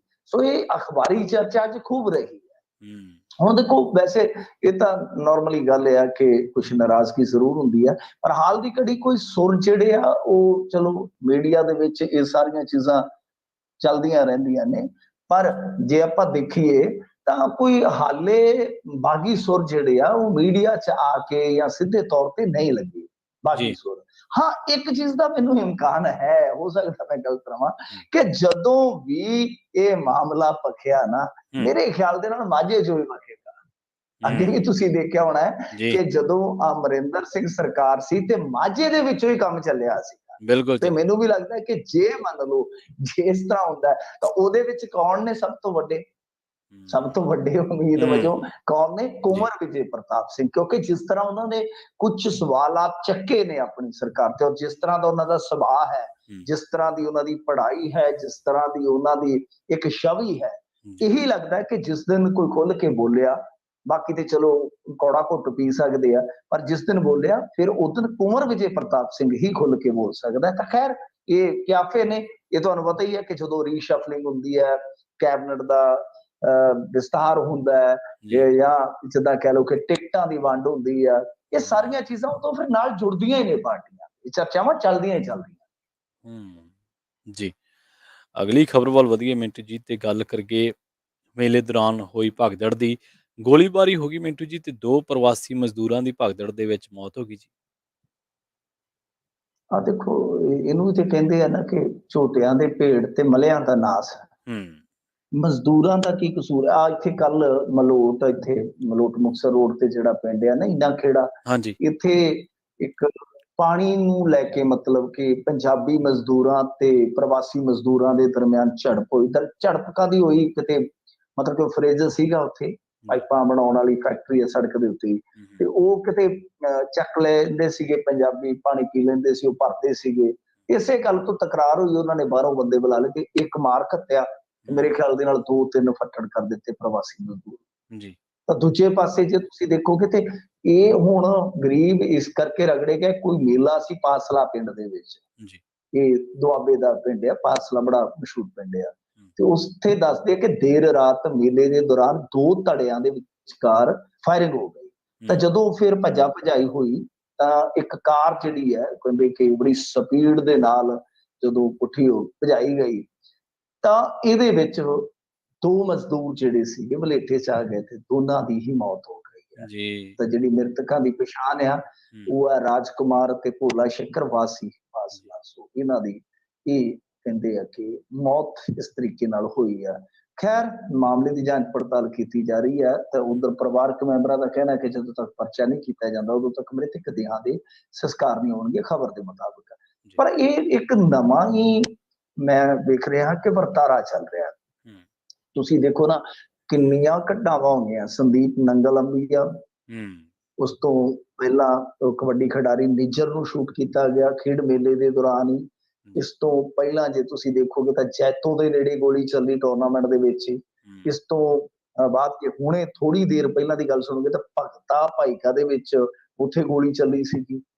ਇਹ ਗੋਲੀਆਂ ਚਲਾਉਣ ਵਾਲਾ ਮੇਲਿਆਂ ਦੇ ਦੌਰਾਨ ਜਿਹੜਾ ਕੰਮ ਚੱਲ ਪਿਆ, ਅੱਗੇ ਕਿਤੇ ਟਾਵਾਂ ਸੁਣਦੇ ਹੁੰਦੇ ਸਾਂ ਕਿ ਮੇਲੇ 'ਚ ਝਗੜਾ ਹੋਇਆ ਤੇ ਲੋਕ ਕਹਿੰਦੇ ਸੀ ਫਲਾਣੇ ਬਦਮਾਸ਼ ਲੜ ਪਿਆ, ਬਦਮਾਸ਼ ਲੜ ਪਏ, ਵੈਲੀ ਲੜ ਪਏ। ਪੁਰਾਣੇ ਟਾਈਮਾਂ 'ਚ ਗੋਲੀ ਕਿਤੇ ਵਿਰਲੀਆਂ ਥਾਵਾਂ ਤੇ ਕਿਤੇ ਚੱਲਦੀ ਸੀ। ਹੁਣ ਤੇ ਮਤਲਬ ਕਿ ਜਿਹੜੇ ਅਗਨ ਸ਼ਸਤਰ ਚੁੱਕੀ ਫਿਰਦੇ ਆ, ਇਹਦੇ ਪਤਾ ਹੀ ਨਹੀਂ ਲੱਗਦਾ ਕਿੱਥੇ ਭਰਾ ਦੇਣੇ ਆ। ਮੈਨੂੰ ਲੱਗਦਾ ਕਿ ਲੋਕ ਮੇਲੇ ਜਿਹੜੇ ਮਤਲਬ ਕਿ ਸਾਡੇ ਕਲਚਰ ਦਾ ਇੱਕ ਵਿਸ਼ੇਸ਼ ਹਿੱਸਾ ਨੇ, ਹੌਲੀ ਲੋਕ ਇਹਨਾਂ ਤੋਂ ਵੀ ਦੂਰ ਹੋਣਗੇ ਜਿਸ ਤਰੀਕੇ ਨਾਲ। ਕਿਉਂਕਿ ਦੇਖੋ ਹੁਣ ਬੱਚੇ ਘੱਲਣ ਨੂੰ ਕਿਹਦਾ ਜੀ ਕਰੇਗਾ? ਜੀ ਬਿਲਕੁਲ। ਹਰੇਕ ਮਹੀਨੇ 'ਚ ਜੇ ਇਸ ਤਰ੍ਹਾਂ ਦੀ ਕੋਈ ਘਟਨਾ ਵਾਪਰੇਗੀ ਤਾਂ ਫਿਰ ਡਰ ਤਾਂ ਲੋਕਾਂ ਦੇ ਜ਼ਿਹਨ ਦੇ ਵਿੱਚ ਜਾਂਦਾ ਹੀ ਆ ਨਾ ਕਿ ਬਈ ਅਸੀਂ ਆਪਣਾ ਬੱਚਾ ਜਾਂ ਕੋਈ ਜੀ ਉੱਥੇ ਘੱਲਾਂਗੇ ਤੇ ਕੋਈ ਨੁਕਸਾਨ ਨਾ ਹੋ ਜਾਵੇ। ਜੀ ਬਿਲਕੁਲ। ਜਿਹੜਾ ਸਾਰਾ ਕੁਝ ਚੱਲ ਪਿਆ ਬਹੁਤ ਉਲਟਿਆ ਸਾਡੇ ਮੇਲਿਆਂ 'ਚ। ਵੈਸੇ ਵੀ ਮੈਂ ਦੱਸਾਂ ਤੁਹਾਨੂੰ ਜ਼ਾਤੀ ਤੌਰ ਤੇ ਕਿ ਜਿਹੜੇ ਬਦਮਾਸ਼ ਵੈਲੀ ਵੀ ਚੰਗੇ ਨਾ, ਉਹ ਵੀ ਦੋ ਚੀਜ਼ਾਂ ਦਾ ਧਿਆਨ ਰੱਖਦੇ ਸੀ ਕਿ ਇੱਕ ਕਿਸੇ ਦਾ ਵਿਆਹ ਖਰਾਬ ਨਾ ਹੋ ਜਾਏ ਤੇ ਦੂਸਰਾ ਮੇਲਾ ਖਰਾਬ ਨਾ ਹੋ। ਤਾਂ ਇਹ ਮਤਲਬ ਕਿ ਬਿਲਕੁਲ ਅਸੀਂ ਤੇ ਉਹਨਾਂ ਦੀ ਸੋਚ ਤੋਂ ਵੀ ਪਰਾਂ ਹੀ ਚਲੇ ਗਏ ਹਾਂ ਕਿ ਨਾ ਮੇਲੇ ਦਾ ਖਿਆਲ ਰਿਹਾ, ਨਾ ਵਿਆਹ ਦਾ ਖਿਆਲ ਰਿਹਾ, ਨਾ ਕਿਸੇ ਦੇ ਦੁੱਖ ਦਾ ਖਿਆਲ ਰਿਹਾ, ਨਾ ਕਿਸੇ ਦੇ ਸੁੱਖ ਦਾ ਖਿਆਲ ਰਿਹਾ। ਬਸ ਆਪ ਉਧਰੀਆਂ। ਸੋ ਬੜੀ ਦੁਖਦਾਇਕ ਘਟਨਾ ਹੈ ਜੀ। ਜੀ ਬਿਲਕੁਲ ਜੀ। ਭਾਈ ਗੁਰਦੀਪ ਸਿੰਘ ਖੈੜਾ ਦਾ ਜਿਹੜਾ ਇਲਾਜ ਆ ਉਹਨਾਂ ਨੂੰ ਹੁਣ ਪੀਜੀਆਈ ਚੰਡੀਗੜ੍ਹ ਰੈਫਰ ਕਰ ਦਿੱਤਾ ਗਿਆ ਮਿੰਟੂ ਜੀ। ਦੇਖੋ, ਇਹਨਾਂ ਨੂੰ ਅਟੈਕ ਆਇਆ ਸੀ ਮੇਰੇ ਖਿਆਲ ਦੇ ਨਾਲ। ਜੇਲ੍ਹ ਦੇ ਵਿੱਚ ਇਹ ਨਜ਼ਰਬੰਦ ਨੇ ਔਰ ਇਹਨਾਂ ਨੂੰ ਮੇਰੇ ਖਿਆਲ ਦੇ ਨਾਲ 31 ਸਾਲ ਹੈ। ਜਦੋਂ 31 ਸਾਲ ਵਾਲੀ ਕੈਦ ਕਹੀ ਜਾਂਦੀ ਹੈ ਨਾ ਕਿ ਫਲਾਣੇ ਨੇ 31 ਸਾਲ ਬੰਦੀ ਸਿੰਘਾਂ ਚੋਂ ਕੱਟ ਲਈ ਆ, ਤਾਂ ਉਦੋਂ ਤੁਸੀਂ ਸਮਝ ਜਾਓ ਕਿ ਉਹ ਜ਼ਿਕਰ ਕੀਤਾ ਜਾ ਰਿਹਾ ਗੁਰਦੀਪ ਸਿੰਘ ਖੈੜਾ ਹੋਰਾਂ ਦਾ। ਤਾਂ ਇਹ ਬਹੁਤ ਲੰਬੇ ਸਮੇਂ ਤੋਂ ਜੇਲ੍ਹ ਦੇ ਵਿੱਚ ਬੰਦ ਮੇਰੇ ਖਿਆਲ ਦੇ ਨਾਲ 31 ਸਾਲ ਵਾਲੀ ਕੈਦ ਇਹਨਾਂ ਦੀ ਹੋਆ। ਹਾਲਾਂਕਿ ਮੈਨੂੰ ਪੱਕਾ ਤਾਂ ਨਹੀਂ ਯਾਦ, ਪਰ ਮੈਂ ਜਿੰਨਾ ਕੋ ਬੰਦੀ ਸਿੰਘਾਂ ਬਾਰੇ ਜਾਣਦਾ ਸ਼ਾਇਦ ਇਹਨਾਂ ਦਾ ਨਾਮ ਨਹੀਂ। ਜੇ ਕੋਈ ਕਰੈਕਸ਼ਨ ਕਰਨੀ ਚਾਹੇ ਤੇ ਜ਼ਰੂਰ ਕਰ ਸਕਦਾ, ਸਵਾਗਤ ਹੈ। ਤਾਂ ਇਹਨਾਂ ਨੂੰ ਲਿਆਂਦਾ ਗਿਆ ਸੀਗਾ ਹਸਪਤਾਲ ਦੇ ਵਿੱਚ, ਗੁਰੂ ਨਾਨਕ ਦੇਵ ਹਸਪਤਾਲ ਦੇ ਵਿੱਚ ਅੰਮ੍ਰਿਤਸਰ। ਫਿਰ ਉਸ ਤੋਂ ਬਾਅਦ ਇਹਨਾਂ ਨੂੰ ਹੁਣ ਰੈਫਰ ਕਰ ਦਿੱਤਾ ਗਿਆ ਪੀਜੀਆਈ ਚੰਡੀਗੜ੍ਹ, ਜਿੱਥੇ ਇਹਨਾਂ ਦਾ ਆਪਰੇਸ਼ਨ ਵਗੈਰਾ ਜਿਹੜਾ ਹੋਏਗਾ। ਦੇਖੋ ਗੱਲ ਕੀ ਹੈ ਕਿ ਸਮਝ ਸਕਦੇ ਹਾਂ ਆਪਾਂ, ਬਹੁਤ ਲੰਮਾ ਸਮਾਂ ਜੇਲ੍ਹ ਦੇ ਵਿੱਚ ਰਹਿਣਾ, ਬਹੁਤ ਕਠਿਨਾਈਆਂ ਹੁੰਦੀਆਂ ਜੀ ਕੁੱਲ ਮਿਲਾ ਕੇ ਜੇ ਆਪਾਂ ਕਹੀਏ। ਠੀਕ ਆ, ਇਹਨਾਂ ਦੇ ਹੌਸਲੇ ਸਿੱਧਕ ਸਿਰੜ ਵੱਖਰੇ ਕਿਸਮ ਦੇ ਹੁੰਦੇ, ਆਮ ਬੰਦੇ ਦੇ ਨਾਲੋਂ ਥੋੜਾ ਵੱਖਰਾ ਹੁੰਦਾ। ਕੋਈ ਗੁਰਬਾਣੀ ਦਾ ਓਟ ਆਸਰਾ ਲੈ ਕੇ ਬਹੁਤ ਮਜ਼ਬੂਤੀ ਹਾਸਲ ਕਰ ਲੈਂਦਾ, ਕੋਈ ਵੈਸੇ ਆਪਣੇ ਵਿਚਾਰਕ ਜਿਹੜੇ ਤਜਰਬੇ ਹੁੰਦੇ ਆ ਜਾਂ ਉਹਨਾਂ ਦੀ ਆਪਣੀ ਇੱਕ ਅਵਸਥਾ ਹੁੰਦੀ ਆ ਉਹਦੇ ਆਧਾਰ ਤੇ ਕਰ ਲੈਂਦੇ ਆ। ਪਰ ਆਮ ਬੰਦਾ ਇੰਨਾ ਲੰਮਾ ਜੇ ਕੈਦ ਦੇ ਵਿੱਚ ਜਾਏਗਾ ਤਾਂ ਬਹੁਤ ਔਖਾ ਹੋ ਜਾਂਦਾ। ਖੈਰ ਇਹ ਹੁਣ ਵੇਖਣ ਵਾਲਾ ਹੈ। ਦੇਖੋ, ਇੱਕ ਬੰਦਾ ਹੈ ਉਹ ਇੰਨੀ ਜ਼ਿਆਦਾ ਕੈਦ ਕੱਟ ਚੁੱਕਿਆ ਹੈ, ਜਿਵੇਂ ਮੈਂ ਤੁਹਾਨੂੰ ਦੱਸਿਆ ਕਿ ਕੋਈ 3 ਦਹਾਕੇ, ਕੋਈ 2 ਦਹਾਕੇ, ਤਾਂ ਉਹ ਤੇ ਵੈਸੇ ਫਿਜ਼ੀਕਲੀ ਮੇਰੇ ਖਿਆਲ ਦੇ ਨਾਲ ਫਿੱਟ ਨਹੀਂ ਰਹਿ ਜਾਂਦਾ। ਜੇਲ੍ਹ ਤੋੜ ਦਿੰਦੀ ਹੈ ਬੰਦੇ ਨੂੰ। ਜੇ ਤੁਸੀਂ ਭਰ ਜਵਾਨੀ 'ਚ ਵੀ ਗਏ ਹੋ ਤਾਂ 20 ਸਾਲ 15 ਸਾਲ ਵੀ ਉੱਥੇ, ਮੈਂ ਕਹਿੰਦਾ 10 ਸਾਲ ਵੀ ਬਿਤਾ ਲੈ ਕਿਸੇ, ਤਾਂ 10 ਸਾਲਾਂ 'ਚ ਤੁਹਾਡੀ ਜਿਹੜੀ ਸਰੀਰਕ ਤਾਕਤ ਹੁੰਦੀ ਹੈ ਨਾ ਉਹ ਟੁੱਟ ਜਾਂਦੀ। ਮਾਨਸਿਕਤਾ ਕਹਿ ਲਓ ਕਿ ਬੰਦੇ ਨੇ ਫਰਸਟ੍ਰੇਸ਼ਨ ਦਾ ਸ਼ਿਕਾਰ ਹੋਣਾ ਹੀ ਹੋਣਾ ਆ। ਸਰੀਰਕ ਸਮਰੱਥਾ ਵੀ ਘਟ ਜਾਂਦੀ ਹੈ 10 ਸਾਲਾਂ 'ਚ। ਖੈਰ ਇਹ ਹੁਣ ਵੇਖਣਾ ਚਾਹੀਦਾ। ਮੈਂ ਤਾਂ ਇਹੀ ਕਹੂੰਗਾ ਇਹਨਾਂ ਮਸਲਿਆਂ ਦਾ ਹੱਲ ਜਿਹੜਾ ਉਹ ਸਮੁੱਚਤਾ ਦੇ ਚੌਖਟੇ 'ਚ ਜਾ ਕੇ ਕਰਨਾ ਚਾਹੀਦਾ। ਕੋਈ 30 ਸਾਲ, ਕੋਈ 20 ਸਾਲ, ਕੋਈ 25 ਸਾਲ, ਇਸ ਤਰ੍ਹਾਂ ਕੱਲਾ ਕੇਸ ਜਾਂ ਇਸ ਤਰ੍ਹਾਂ ਕੱਲਾ ਤੁਸੀਂ ਸਿਆਸੀ ਮੁੱਦਾ ਬਣਾ ਕੇ ਜਿਹੜਾ ਕਰਦੇ ਹੋ ਨਾ ਕੰਮ, ਏਦਾਂ ਨਹੀਂ ਚੱਲਣਾ। ਮੈਂ ਵਾਰ-ਵਾਰ ਹਰੇਕ ਮੰਚ ਤੋਂ ਕਹਿ ਚੁੱਕਾ ਕਿ ਇਸ ਲੜਾਈ ਨੂੰ, ਪੋਲੀਟੀਕਲ ਲੜਾਈ ਜਿਹੜੀ ਮਤਲਬ ਕਿ ਹਥਿਆਰਬੰਦ ਮੂਵਮੈਂਟ ਸੀਗੀ, ਉਹਨੂੰ ਪੋਲੀਟੀਕਲ ਲੜਾਈ ਡਿਕਲੇਅਰ ਕਰਵਾ ਲਓ ਤਾਂ ਕਿ ਜਿਹੜੇ ਬਾਹਰ ਬੈਠੇ ਆ ਉਹਨਾਂ ਦਾ ਵੀ ਫਾਇਦਾ ਹੋ ਜਾਏ, ਅੰਦਰ ਬੈਠਿਆਂ ਦਾ ਵੀ ਫਾਇਦਾ ਹੋ ਜਾਏ। ਤਾਂ ਜਿਹੜੇ ਇਸ ਤਰ੍ਹਾਂ ਦੇ ਕੇਸ ਨੇ ਇਹ ਤੇ ਐਮਰਜੈਂਸੀ 'ਚ ਕਢਵਾ ਲਓ ਨਾ, ਕੋਈ ਕਮਿਸ਼ਨ ਵਗੈਰਾ ਬਣਾ ਕੇ, ਜਿੱਦਾਂ ਗੁਰਦੀਪ ਸਿੰਘ ਹੋਰਾਂ ਦਾ ਮਾਮਲਾ ਹੈ। ਇਹ ਇਸ ਤਰ੍ਹਾਂ ਦੇ ਕੇਸ ਹੈ ਕਿ ਜਿੱਥੇ ਬਿਲਕੁਲ ਫਿਜ਼ੀਕਲ ਫਿਟਨੈਸ ਉਹਨਾਂ ਦੀ ਹੈ ਨਹੀਂ ਹੈ, ਉਹਨਾਂ ਨੂੰ ਜ਼ਰੂਰਤ ਆ ਟੇਕ ਕੇਅਰ ਦੀ, ਜ਼ਰੂਰਤ ਆ ਘਰ ਦੇ ਮਾਹੌਲ ਦੀ, ਜ਼ਰੂਰਤ ਆ ਇਹ ਬਹੁਤ ਜਲਦੀ ਨਿਕਲ ਸਕਦੇ ਨੇ ਕੇਸ। ਮਤਲਬ ਕਿ ਜਿਹੜੀ ਆਪਾਂ ਕਹਿ ਦਿੰਦੇ ਹਾਂ ਕਿ ਕੁਝ ਚੀਜ਼ਾਂ ਨੂੰ ਪ੍ਰਾਇੋਰਟੀ ਦਿੱਤੀ ਜਾਂਦੀ ਹੈ, ਤਾਂ ਇਹ ਜਿਹੜੀ ਪ੍ਰਾਇੋਰਟੀ ਵਾਲੀਆਂ ਚੀਜ਼ਾਂ ਨੇ ਇਹ ਤੇ ਹੋ ਸਕਦੀਆਂ ਨੇ। ਖੈਰ ਦੇਖਦੇ ਹਾਂ ਜੀ ਕੋਈ ਜਾਗਦਾ ਕਿ ਨਹੀਂ ਜਾਗਦਾ, ਪਰ ਇਹ ਜ਼ਰੂਰੀ ਹੈ ਕਿ ਬਹੁਤ ਉਮਰ ਦਾ ਇੱਕ ਕਹਿ ਲਓ ਕਿ ਹਿੱਸਾ ਜਦੋਂ ਕੈਦ ਦੇ ਵਿੱਚ ਚਲਾ ਜਾਂਦਾ ਬੰਦਾ ਬਹੁਤ ਕਮਜ਼ੋਰ ਹੋ ਜਾਂਦਾ ਹੈ। ਜੀ ਜੀ, ਐਕਸਾਈਜ਼ ਨੀਤੀ ਦੀ ਗੱਲ ਕਰੀਏ ਮਿੰਟੂ ਜੀ, ਪੰਜਾਬ ਸਰਕਾਰ ਨੇ ਹੁਣ ਜਵਾਬ ਦੇ ਲਈ ਸਮਾਂ ਮੰਗਿਆ ਨਵੀਂ ਐਕਸਾਈਜ਼ ਨੀਤੀ ਦੇ ਲਈ। ਦੇਖੋ ਇਹ ਮਾਮਲਾ ਹਾਈ ਕੋਰਟ ਜੋ ਚਲੇ ਗਿਆ ਸੀਗਾ ਨਾ, ਇਸ ਕਰਕੇ ਇਹਨਾਂ ਨੇ ਫਿਰ ਜਵਾਬ ਫਾਈਲ ਕਰਨ ਵਾਸਤੇ ਸਮਾਂ ਮੰਗ ਲਿਆ ਕਿ ਸਾਨੂੰ 20 ਜੁਲਾਈ ਤੱਕ ਦਾ ਸਮਾਂ ਦੇ ਦਿੱਤਾ ਜਾਵੇ। ਤਾਂ ਵੈਸੇ ਇਹਨਾਂ ਨੇ ਸਮਾਂ ਮੰਗਿਆ ਹੋਵੇਗਾ, ਕੋਰਟ ਨੇ ਤਰੀਕ ਪਾ ਦਿੱਤੀ ਕਿ ਚਲੋ 20 ਜੁਲਾਈ ਨੂੰ ਤੁਸੀਂ ਆਪਣਾ ਜਿਹੜਾ ਐਫੀਡੈਵਿਟ ਹੈ ਜਾਂ ਜਵਾਬ ਦਾਵਾ ਹੈ ਜਿਹੜਾ ਤੁਹਾਡਾ ਉਹ ਦਾਖਲ ਕਰ ਦੇਣਾ। ਤਾਂ ਇਹਦਾ ਮਤਲਬ ਕੀ ਹੈ ਕਿ ਜਿਹੜੀ ਐਕਸਾਈਜ਼ ਪਾਲਿਸੀ ਹੈ ਉਹ ਤੇ ਹਾਲ ਦੀ ਘੜੀ ਮਤਲਬ ਕਿ ਸਟੇ ਨਹੀਂ ਹੈ। ਵੈਸੇ ਜੇ ਤੁਸੀਂ ਦੇਖੋਗੇ ਕਿ ਜਿਸ ਤਰ੍ਹਾਂ ਦਾ ਪ੍ਰਚਾਰ ਸੀਗਾ ਕਿ ਸ਼ਰਾਬ ਬੜੀ ਸਸਤੀ ਹੋ ਜਾਣੀ ਆ ਜੀ, ਚੰਡੀਗੜ੍ਹ ਦੇ ਬਰੋਬਰ ਹੋ ਜਾਣੀ, ਹਰਿਆਣੇ ਦੇ ਬਰੋਬਰ ਹੋ ਜਾਣੀ ਆ, ਸ਼ਰਾਬੀ ਇਸ ਗੱਲੋਂ ਥੋੜੇ ਨਾਖੁਸ਼ ਨੇ, ਕਹਿੰਦੇ ਕਿ ਉਹਨਾਂ ਫਾਇਦਾ ਨਹੀਂ ਮਿਲਿਆ ਜਿੰਨਾ ਹੋਣਾ ਚਾਹੀਦਾ ਸੀ ਜਾਂ ਜਿੰਨਾ ਪ੍ਰਚਾਰਿਆ ਗਿਆ। ਵੈਸੇ ਵੀ ਤੁਹਾਨੂੰ ਪਤਾ ਹੈ ਸਰਕਾਰ ਜਿਹੜੀ ਹੈ ਨਾ ਪ੍ਰਚਾਰ ਤੇ ਜ਼ਿਆਦਾ ਜ਼ੋਰ ਲਾਉਂਦੀ ਹੈ। ਤਾਂ ਖੈਰ ਦੂਜੀ ਚੀਜ਼ ਇਹ ਹੋਈ ਕਿ ਜਿਹੜੇ ਇਹਨਾਂ ਨੇ ਸਰਕਲ ਮਤਲਬ ਕਿ ਘੱਟ ਕੀਤੇ ਸੀਗੇ, ਤਕਰੀਬਨ 750 ਸਰਕਲ ਸੀਗੇ ਤੋਂ ਲਿਆਂਦੇ ਇਹਨਾਂ ਨੇ 170 ਦੇ ਕਰੀਬ। ਉਹਦੇ ਚ ਵੀ ਜਦੋਂ ਇਹ ਮਾਮਲਾ ਹਾਈ ਕੋਰਟ ਗਿਆ, ਹਾਈ ਕੋਰਟ ਲੈ ਕੇ ਗਏ ਛੋਟੇ ਠੇਕੇਦਾਰ, ਕਿਉਂਕਿ 4-4 ਕਰੋੜ ਵਾਲੇ ਸਰਕਲ ਜਦੋਂ ਤੁਸੀਂ 35 ਕਰੋੜ ਤੇ ਲੈ ਗਏ ਤਾਂ ਛੋਟੇ ਪਲੇਅਰ ਜਿਹੜੇ ਬਾਹਰ ਹੋਏ ਸੀ ਉਹਨਾਂ ਨੇ ਕੋਰਟ ਦਾ ਰੁਖ ਕਰ ਲਿਆ ਕਿ ਸਾਡੀ ਇਮਦਾਦ ਕਰਵਾਈ ਜਾਵੇ ਜੀ, ਸਾਡੀ ਚਾਰਾਜੋਈ ਸੁਣੀ ਜਾਵੇ।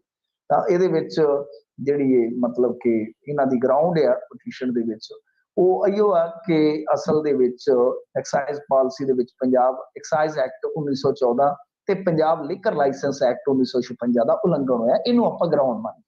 ਤਾਂ ਦੂਸਰੇ ਪਾਸੇ ਹੁਣ ਜਦੋਂ ਦੇਖੋ ਇਹ ਮਾਮਲਾ ਹਾਈ ਕੋਰਟ ਚਲੇ ਗਿਆ ਤਾਂ ਜਿਹੜੇ ਕੁਝ ਸਰਕਲ ਤਾਂ ਜਿਹੜੇ ਮਤਲਬ ਕਿ ਅਲਾਟ ਕਰ ਦਿੱਤੇ ਗਏ। ਵੈਸੇ ਇਹ ਵੀ ਇੱਕ ਪੱਖ ਹੈ ਨਾ ਕਿ ਅੱਗੇ ਡਰਾ ਸਿਸਟਮ ਸੀਗਾ ਕਿ ਤੁਸੀਂ ਕੋਈ ਵੀ ਜਾ ਕੇ ਬੰਦਾ ਉਹਦੇ ਚ ਆਪਣੀ ਪਰਚੀ ਪਵਾ ਸਕਦੇ ਹੋ ਤਾਂ ਤੁਹਾਨੂੰ ਡਰਾ ਨਿਕਲੇਗਾ। ਤਾਂ ਐਤਕੀ ਅਲਾਟਮੈਂਟ ਹੋਈ। ਅਲਾਟਮੈਂਟ ਦਾ ਮਤਲਬ ਕਿ ਬਈ ਮਨ ਚਾਹੀ ਅਲਾਟਮੈਂਟ ਕਿ ਕਿਹਨੂੰ ਅਲਾਟ ਕੀਤਾ ਜਾਵੇ। ਸੋ ਇਸ ਤਰ੍ਹਾਂ ਇਹ ਕੁਝ ਮਸਲੇ ਸੀਗੇ ਜਿਹੜੇ ਕੋਰਟ ਦੇ ਦਰਵਾਜ਼ੇ ਤੱਕ ਪਹੁੰਚ ਗਏ, ਹੁਣ ਤਾਂ ਕੋਰਟ ਦੇ ਵਿਹੜੇ 'ਚ ਹੀ ਵੜ ਗਏ। ਤਾਂ ਹੁਣ ਮਸਲਾ ਇਹ ਆ ਕਿ ਜਿਹੜੇ ਸਰਕਲ ਰਹਿ ਗਏ ਸੀਗੇ, ਹਾਲਾਂਕਿ ਇਹਨਾਂ ਨੇ ਟੈਂਡਰ ਦੀ ਡੇਟ ਐਕਸਟੈਂਡ ਕੀਤੀ ਸੀਗੀ ਮੇਰੇ ਖਿਆਲ ਦੇ ਨਾਲ 1 ਰੋਜ਼, ਬਟ ਉਹ ਜਿਹੜੇ ਸਰਕਲ ਸੀ ਉਹ ਰਹਿ ਗਏ। ਇੰਟਰਸਟਿੰਗ ਚੀਜ਼ ਤੁਹਾਨੂੰ ਜਿਹੜੀ ਦੱਸਣ ਜਾ ਰਿਹਾ ਉਹ ਇਹ ਆ ਕਿ ਹੁਣ ਸਰਕਾਰ ਮਾਰਕ ਫੈਟ ਦੇ ਥਰੂ ਸ਼ਰਾਬ ਵੇਚਣ ਲਈ ਕਿਤੇ ਨਾ ਕਿਤੇ ਯੋਜਨਾਬੰਦੀ ਕਰ ਰਹੀ ਹੈ। ਪੇਸ਼ਬੰਦੀ ਉਹਦੀ ਇਹ ਆ ਕਿ ਮਾਰਕ ਫੈਡ ਨੂੰ ਮੈਦਾਨ 'ਚ ਉਤਾਰਿਆ ਜਾਵੇ। ਮਤਲਬ ਕਿ ਮਾਰਕ ਫੈਡ ਵਾਲੇ ਜਿਹੜੇ ਆ ਸਰਕਾਰ ਦੀ ਇਮਦਾਦ ਦੇ ਨਾਲ, ਕਿਉਂਕਿ ਉਹ ਠੇਕੇ ਜਿਹੜੇ ਲਾ ਲਓ ਕਿ ਛੁੱਟ ਗਏ ਨੇ, ਜਿਹੜੇ ਮਤਲਬ ਕਿ ਮੈਂ ਤੁਹਾਨੂੰ ਦੱਸਿਆ ਤਕਰੀਬਨ ਲਾ ਲਓ ਕਿ 25-30 ਸਰਕਲ ਜਿਹੜੇ ਆ ਉਹਦੇ ਠੇਕੇ ਬਣ ਜਾਣਗੇ 600, 650, 650 ਅੰਦਾਜ਼ਾ ਹੈ। ਤਾਂ ਹੁਣ ਤੁਸੀਂ ਇਹ ਦੇਖੋ ਕਿ ਇੰਨੇ ਠੇਕਿਆਂ ਤੋਂ ਕਿੰਨੀ ਆਮਦਨ ਹੋ ਸਕਦੀ ਹੈ, ਇਹਨਾਂ ਨੂੰ ਖਾਲੀ ਨਹੀਂ ਛੱਡਿਆ ਜਾ ਸਕਦਾ। ਮਜ਼ੇਦਾਰ ਗੱਲ ਇਹ ਆ ਕਿ ਯੋਜਨਾ ਜਾਂ ਪੇਸ਼ਬੰਦੀ ਇਸ ਵੇਲੇ ਇਹ ਬਣਾਈ ਜਾ ਰਹੀ ਆ ਕਿ ਕਿਉਂ ਨਾ ਮਾਰਕ ਫੈਡ ਨੂੰ, ਜਿਹੜਾ ਘਿਓ ਵੀ ਵੇਚਦਾ, ਦੇਸੀ ਘਿਓ ਵੇਚਦਾ, ਸਾਗ ਵੇਚਦਾ ਵਗੈਰਾ ਵਗੈਰਾ ਇਹੋ ਜਿਹੀਆਂ ਚੀਜ਼ਾਂ ਵੇਚਦਾ, ਕਿਉਂ ਨਾ ਇਹਦੇ ਤੋਂ ਸ਼ਰਾਬ ਵਿਕਾ ਦੇ। ਤਾਂ ਵੈਸੇ ਜੇ ਸਰਕਾਰ ਦਾ ਕੋਈ ਅਦਾਰਾ ਜਾਂ ਅਰਧ ਸਰਕਾਰੀ ਅਦਾਰਾ ਉਹ ਇਸ ਗੇਮ ਦੇ ਵਿੱਚ ਆ ਸਕਦਾ, ਕੋਈ ਮਾੜੀ ਗੱਲ ਨਹੀਂ ਹੈ, ਕਿਉਂਕਿ ਲਿਕਰ ਤੋਂ ਬਈ ਮਾਲੀਆ ਤਾਂ ਇਕੱਠਾ ਕਰਨਾ ਹੀ ਕਰਨਾ ਹੈ। ਤਾਂ ਫਿਰ ਜੋ ਸਿੱਧੂ ਮਾਡਲ ਸੀਗਾ ਕਾਰਪੋਰੇਸ਼ਨ ਬਣਾਉਣ ਵਾਲਾ, ਜਿਹਦੀ ਇਹ ਪ੍ਰੋੜਤਾ ਕਰਦੇ ਵੀ ਰਹੇ ਨੇ, ਤਾਂ ਫਿਰ ਟੋਟਲੀ ਉਹੀ ਕਰ ਦਿਓ ਨਾ। ਤਾਂ ਕਮ ਸੇ ਕਮ ਜਿਹੜੇ ਆ ਛੋਟੇ ਠੇਕੇਦਾਰ ਪਿੱਟ ਰਹੇ ਨੇ, ਇਹ ਪਿੱਟ ਸਿਆਪਾ ਤਾਂ ਉਹਨਾਂ ਦਾ ਬੰਦ ਹੋਵੇ ਨਾ। ਉਹਨਾਂ ਨੂੰ ਪਤਾ ਹੋਵੇ ਕਿ ਕਾਰਪੋਰੇਸ਼ਨ ਹੈ ਬਈ, ਸਾਰਾ ਕੁਝ ਸਰਕਾਰ ਦੀ ਦੇਖ ਰੇਖ ਹੋਏਗਾ। ਤਾਂ ਖੈਰ ਦੇਖਦੇ ਹਾਂ। ਇੰਟਰਸਟਿੰਗ ਚੀਜ਼ ਇਹ ਆ ਕਿ ਐਕਸਾਈਜ਼ ਪਾਲਿਸੀ ਜਿਹੜੀ ਲੈ ਕੇ ਆਏ ਸੀ ਉਹ ਵੀ ਸਿਰੇ ਨਹੀਂ ਚੱਲ ਰਹੀ। ਜੀ ਜੀ ਜੀ, ਅਦਾਲਤ ਦੀ ਗੱਲ ਚੱਲੀ ਹੈ ਤੇ ਹਾਈ ਕੋਰਟ ਤੋਂ ਬਾਅਦ ਸੁਪਰੀਮ ਕੋਰਟ ਦੀ ਗੱਲ ਕਰ ਲਈਏ। ਸੁਪਰੀਮ ਕੋਰਟ ਦੇ ਖਿਲਾਫ ਮਿੰਟੂ ਜੀ ਸਾਬਕਾ ਜੱਜ ਤੇ ਬਿਊਰੋਕਰੇਟਸ ਜਿਹੜੇ ਆ ਉਹ ਨਿੱਤਰ ਆਏ ਆ। ਬਿਲਕੁਲ ਜੀ, ਐਸਸੀ ਦੀ ਜਿਹੜੀ ਟਿੱਪਣੀ ਹੈ ਉਹਦੇ ਤੋਂ ਜਿਹੜੇ ਸਾਬਕਾ ਜੱਜ ਤੇ ਕੁਝ ਬਿਊਰੋਕਰੇਟਸ ਨੇ ਉਹ ਖਫਾ ਨੇ। ਉਹ ਬੋਲ ਰਹੇ ਨੇ ਕਿ ਸੁਪਰੀਮ ਕੋਰਟ ਨੇ ਜਿਹੜੀ ਲਕਸ਼ਮਣ ਰੇਖਾ ਹੁੰਦੀ ਆ ਉਹ ਲੰਘੀ ਆ। ਕਹਿਣ ਦਾ ਮਤਲਬ ਕਿ ਇਹਨਾਂ ਨੇ ਆਪਣੀ ਹੱਦ ਲੰਘਤੀ, ਜਿਵੇਂ ਆਪਾਂ ਪੰਜਾਬੀ ਚ ਕਹਿ ਦਿੰਦੇ ਆ ਕਿ ਆਪਣੀ ਹੱਦ ਚ ਰਹਿ ਬਾਈ, ਆਪਣੇ ਆਪਾਂ ਤੇ ਵੈਸੇ ਔਕਾਤ ਚ ਹੀ ਕਹਿ ਦਿੰਦੇ ਆ। ਕਹਿਣ ਦਾ ਮਤਲਬ ਹੈ ਕਿ ਇੱਕ ਇਸ ਤਰ੍ਹਾਂ ਦਾ ਸ਼ਬਦ ਆ ਕਿ ਬਾਈ ਤੂੰ ਆਪਣੀ ਹੱਦ ਚ ਰਹਿ। ਤਾਂ ਇਹ ਕਹਿ ਰਹੇ ਨੇ। ਵੈਸੇ ਤੁਸੀਂ ਦੇਖੋਗੇ ਤਾਂ ਇਹ ਸਿਲਸਿਲਾ ਜਿਹੜਾ ਇੱਥੇ ਸਾਡੇ ਚੱਲ ਰਿਹਾ ਹੈ ਇੰਡੀਆ 'ਚ, ਇੱਕ ਵੱਖਰੀ ਕਿਸਮ ਦਾ ਹੈ। ਤੁਹਾਨੂੰ ਪਤਾ ਹੀ ਹੈ ਕਿ ਨੂਪੁਰ ਸ਼ਰਮਾ ਦੇ ਮਾਮਲੇ 'ਚ ਸੁਪਰੀਮ ਕੋਰਟ ਨੇ ਕੁਝ ਤਲਖ ਤੇ ਤਿੱਖੀਆਂ ਟਿੱਪਣੀਆਂ ਕੀਤੀਆਂ ਸੀ। ਹਾਂਜੀ, ਕੀਤੀਆਂ ਸੀ। ਅੱਛਾ, ਉਹ ਟਿੱਪਣੀਆਂ ਕੋਈ ਗੈਰ ਵਾਜਬ ਨਹੀਂ ਹੈ, ਮੇਰਾ ਮੰਨਣਾ ਇਹ ਆ, ਕਿਉਂਕਿ ਸਾਰਾ ਕੁਝ ਹੋਇਆ ਜੀ, ਸਾਰਾ ਕੁਝ ਹੋਇਆ, ਇਹ ਆਪਣੇ ਸਾਹਮਣੇ ਆ। ਹਾਂ, ਕਤਲੋ ਗਾਰਤ ਨੂੰ ਮੈਂ ਉਸ ਦਿਨ ਵੀ ਕਿਹਾ ਸੀਗਾ ਕਿ ਤੁਸੀਂ ਇਹ ਕਹਿ ਕੇ ਕਿ ਸਾਰਾ ਕੁਝ ਨੂਪੁਰ ਨੇ ਕੀਤਾ, ਇਹ ਵੀ ਤੁਸੀਂ ਕਿਤੇ ਨਾ ਕਿਤੇ ਕਤਲਾਂ ਨੂੰ ਜਸਟੀਫਾਈਬਲ ਕਰਦੇ ਹੋ ਕਿ ਕਤਲ ਜਿਹੜੇ ਆ, ਗਲ ਰੇਤ ਕੇ ਕਿਸੇ ਨੂੰ ਮਾਰਨਾ, ਜੀ, ਉਹ ਨਹੀਂ, ਮਤਲਬ ਕਿ ਇਹ ਨਹੀਂ ਹੈ ਕਿ ਕਿਸੇ ਨੇ ਕੁਝ ਗਲਤ ਕਰ ਦਿੱਤਾ ਤੇ ਤੁਸੀਂ ਛੁਰੀ ਚੁੱਕ ਕੇ ਤੇ ਲੋਕਾਂ ਦੇ ਸਿਰ ਪੈ ਲਾਉਂਦੇ ਰਹੋ। ਨਹੀਂ, ਐਸਾ ਨਹੀਂ ਹੋਣਾ ਚਾਹੀਦਾ। ਉਹ ਬਹੁਤ ਕਰੂਰ ਹੱਤਿਆਵਾਂ ਨੇ ਜਿਹੜੀਆਂ ਦੋ ਹੋਈਆਂ, ਇੱਕ ਅਮਰਾਵਤੀ ਦੇ ਵਿੱਚ ਤੇ ਦੂਸਰੀ ਉਦੈਪੁਰ ਦੇ ਵਿੱਚ। ਉਹ ਤਾਂ ਬਹੁਤ ਨਿੰਦਣਯੋਗ, ਔਰ ਮੁਸਲਮਾਨ ਭਾਈਚਾਰੇ ਨੇ ਬਹੁਤ ਨਿੰਦਿਆ ਕੀਤੀ। ਖੈਰ, ਪਰ ਉਸ ਤੋਂ ਬਾਅਦ ਕੀ ਹੋਇਆ ਉਹ ਇੰਟਰਸਟਿੰਗ ਸੀ। ਇੰਡੀਆ ਦੇ ਵਿੱਚ ਵੇਖੋ ਕੀ ਚੱਲ ਰਿਹਾ। ਤੁਸੀਂ ਇਹ ਦੇਖੋ ਕਿ ਜਿਹੜੇ ਇੱਥੇ ਆਲੋਚਕ ਨੇ, ਜਿਹੜੇ ਇੱਥੇ ਪੱਤਰਕਾਰ ਨੇ, ਬੁੱਧੀਜੀਵੀ ਨੇ, ਉਹ ਕਿਸ ਤਰ੍ਹਾਂ ਟਾਈਮ ਕੱਟ ਰਹੇ ਹੋਣਗੇ, ਕੀ ਬੀਤਦੀ ਹੋਏਗੀ। ਹੋਇਆ ਕਿ ਉਸ ਤੋਂ ਬਾਅਦ, ਕਿਉਂਕਿ ਸੁਪਰੀਮ ਕੋਰਟ ਦੀਆਂ ਟਿੱਪਣੀਆਂ ਇੱਥੇ ਹੁਣ ਰਿਪੀਟ ਕਰਨੀਆਂ ਜ਼ਰੂਰੀ ਨਹੀਂ, ਸਭਨਾਂ ਨੇ ਸੁਣੀਆਂ ਹੋਣਗੀਆਂ ਉਸ ਟਾਈਮ, ਤਾਂ ਗੱਲ ਕੀ ਹੋਈ ਕਿ ਉਸ ਤੋਂ ਬਾਅਦ ਟਵਿੱਟਰ ਤੇ ਇੱਕ ਹੈਸ਼ਟੈਗ ਟ੍ਰੈਂਡ ਕੀਤਾ, ਉਹਦਾ ਨਾਮ ਸੀ ਸੁਪਰੀਮ ਕੋਠਾ। ਅੱਛਾ, ਇੱਥੇ ਨਹੀਂ, ਜਿਹੜੇ ਜਸਟਿਸ ਸਾਹਿਬ ਨੇ ਟਿੱਪਣੀ ਕੀਤੀ ਸੀਗੀ, ਨਿੱਜੀ ਤੌਰ ਤੇ ਉਹਨਾਂ ਤੇ ਹਮਲੇ ਕੀਤੇ ਗਏ, ਫੇਕ ਜਿਹੜੇ ਅਕਾਊਂਟ ਹੁੰਦੇ ਆ ਇਹਨਾਂ ਦੇ ਜ਼ਰੀਏ, ਔਰ ਉਹਨਾਂ ਨੂੰ ਬੋਲਣਾ ਵੀ ਪਿਆ ਇੱਕ ਪ੍ਰੋਗਰਾਮ ਦੇ ਵਿੱਚ।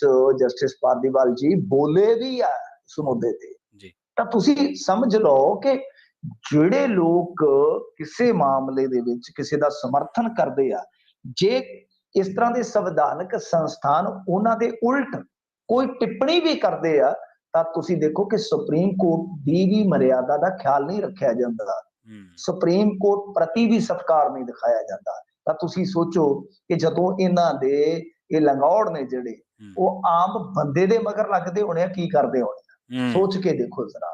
तो ਇਹ ਇਸ ਵੇਲੇ ਦੀ ਹਾਲਤ ਹੈ। ਤਾਂ ਹੁਣ ਬਿਊਰੋਕਰੇਟਸ, ਕੁਝ ਸਾਬਕਾ ਜੱਜ, ਉਹ ਵੀ ਮੈਦਾਨ 'ਚ ਨਿੱਤਰ ਆਏ ਆ। ਟੋਟਲ ਜੇ ਦੇਖੀਏ ਤੇ ਕਾਫੀ ਇਹਨਾਂ ਦੀ ਤਦਾਦ ਆ, ਜਿਹਦੇ 'ਚ 15 ਰਿਟਾਇਰਡ ਜੱਜ, 77 ਰਿਟਾਇਰਡ ਨੌਕਰਸ਼ਾਹ ਤੇ 25 ਜਿਹੜੇ ਆ ਉਹ ਐਕਸ ਕਹਿ ਲੋ ਕਿ ਜਿਹੜੇ ਫੌਜੀ ਅਧਿਕਾਰੀ ਆ। ਤਾਂ ਮੇਰੇ ਖਿਆਲ ਦੇ ਨਾਲ ਇਹਨਾਂ ਨੂੰ ਥੋੜਾ ਜਿਹਾ ਵੇਖਣਾ ਚਾਹੀਦਾ ਹੈ ਕਿ ਬਈ ਜੋ ਤੁਸੀਂ ਇਹ ਕਹਿ ਰਹੇ ਹੋ ਕਿ ਇਹ ਵਾਜਬ ਆ। ਜੇ ਇਸ ਤਰ੍ਹਾਂ ਤੁਸੀਂ ਲਾਮਬੰਦੀਆਂ ਕਰਦੇ ਰਹੇ ਇੱਕ ਦੂਜੇ ਦੇ ਹੱਕ ਦੇ ਵਿੱਚ, ਜਿਸ ਤਰ੍ਹਾਂ ਸੁਪਰੀਮ ਕੋਰਟ ਦੇ ਫੈਸਲਿਆਂ ਦੇ ਉਲਟ ਖੜਦੇ ਰਹੇ, ਤੇ ਮੈਨੂੰ ਲੱਗਦਾ ਕਿ ਉਹ ਦਿਨ ਦੂਰ ਨਹੀਂ ਹੈ ਜਦੋਂ ਫਿਰ ਸੋਸ਼ਲ ਮੀਡੀਆ ਹੀ ਫੈਸਲੇ ਕਰ ਦਿਆ ਕਰੇਗਾ। तो सोशल मीडिया ਤੇ ਜਦੋਂ ਫੈਸਲੇ ਹੋਣ ਲੱਗ ਪਏ ਤਾਂ ਫਿਰ ਇਹ ਇਸ ਦੇਸ਼ ਵਾਸਤੇ ਬਹੁਤ ਹੀ ਜ਼ਿਆਦਾ ਖਤਰਨਾਕ ਵਰਤਾਰਾ ਹੋਏਗਾ। ਜੀ ਜੀ ਜੀ ਮਿੰਟੂ ਜੀ, ਬਹੁਤ ਬਹੁਤ ਧੰਨਵਾਦ ਤੁਹਾਡਾ ਇਹਨਾਂ ਖਾਸ ਜਾਣਕਾਰੀਆਂ ਦੇ ਲਈ। ਧੰਨਵਾਦ ਜੀ। ਜੀ, ਸੋ ਪ੍ਰੋਗਰਾਮ ਖਬਰ ਤੇ ਨਜ਼ਰ ਦੇ ਪਹਿਲੇ ਹਿੱਸੇ ਦੇ ਵਿੱਚ ਆਪਣੇ ਨਾਲ ਜੁੜੇ ਸਨ ਮਿੰਟੂ ਗੁਰਸਰੇਗਾ ਜੀ। ਹੁਣ ਦੂਜੇ ਹਿੱਸੇ ਦੇ ਵਿੱਚ ਆਪਾਂ ਕੁਝ ਹੋਰ ਅਹਿਮ ਖਬਰਾਂ ਬਾਰੇ ਚਰਚਾ ਕਰਦੇ ਚੱਲਾਂਗੇ, ਪਰ ਇੱਥੇ ਵੇਲਾ ਹੋ ਚੱਲਿਆ ਇੱਕ ਛੋਟੀ ਜਿਹੀ ਬ੍ਰੇਕ ਲੈਣ ਦਾ। ਤੁਸੀਂ ਕਿਤੇ ਨਾ ਜਾਓ, ਜੁੜੇ ਰਹੋ ਪੰਜਾਬੀ ਰੇਡੀਓ USA ਦੇ ਨਾਲ। ਆਪਾਂ ਹੁਣੇ ਪਰਤਾਂਗੇ ਇੱਕ ਸ਼ਾਰਟ ਬ੍ਰੇਕ ਤੋਂ ਬਾਅਦ।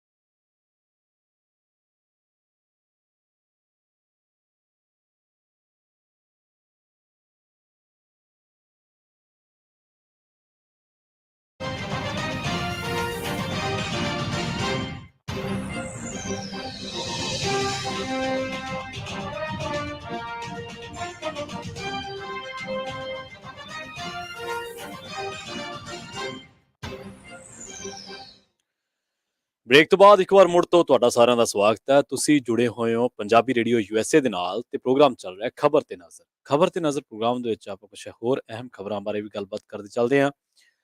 ਯੂਪੀ ਦੇ ਮੁੱਖ ਮੰਤਰੀ ਯੋਗੀ ਆਦਿੱਤਿਆਨਾਥ ਦੀ ਗੱਲ ਕਰਾਂਗੇ। ਦੂਜੇ ਕਾਰਜਕਾਲ ਦੇ 100 ਦਿਨ ਪੂਰੇ ਹੋ ਚੁੱਕੇ ਨੇ ਯੂਪੀ ਸਰਕਾਰ ਦੇ ਤੇ ਯੋਗੀ ਆਦਿੱਤਿਆਨਾਥ ਨੇ ਆਪਣੇ ਕੰਮਾਂ ਦੀ ਜਾਣਕਾਰੀ ਦਿੱਤੀ ਹੈ ਤੇ ਉਹਨਾਂ ਨੇ ਕਿਹਾ ਕਿ 100 ਦਿਨ ਦੇ ਵਿੱਚ ਅਸੀਂ ਮਾਫੀਆ ਨੂੰ ਸਖਤ ਟੱਕਰ ਦਿੱਤੀ ਹੈ।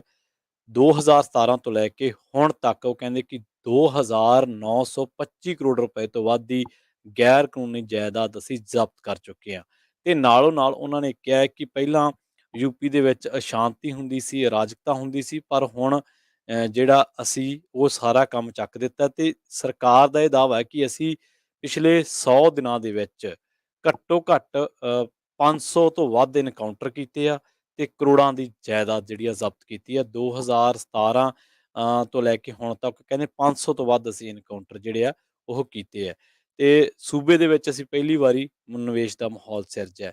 ਇਹਦੇ ਵਿੱਚ ਕੋਈ ਦੋ ਰਾਏ ਨਹੀਂ ਕਿ ਸਾਰੀਆਂ ਸਰਕਾਰਾਂ ਜਿਹੜੀਆਂ ਨੇ ਉਹ ਜਿਹੜੇ ਗੈਰ ਸਮਾਜੀ ਤੱਤ ਹੁੰਦੇ ਨੇ, ਜਰਾਇਮ ਪੇਸ਼ਾ ਲੋਕ ਹੁੰਦੇ ਨੇ, ਉਹਨਾਂ ਦੇ ਨਾਲ ਜਿਹੜਾ ਉਹ ਸਿੱਝਦੀਆਂ ਨੇ।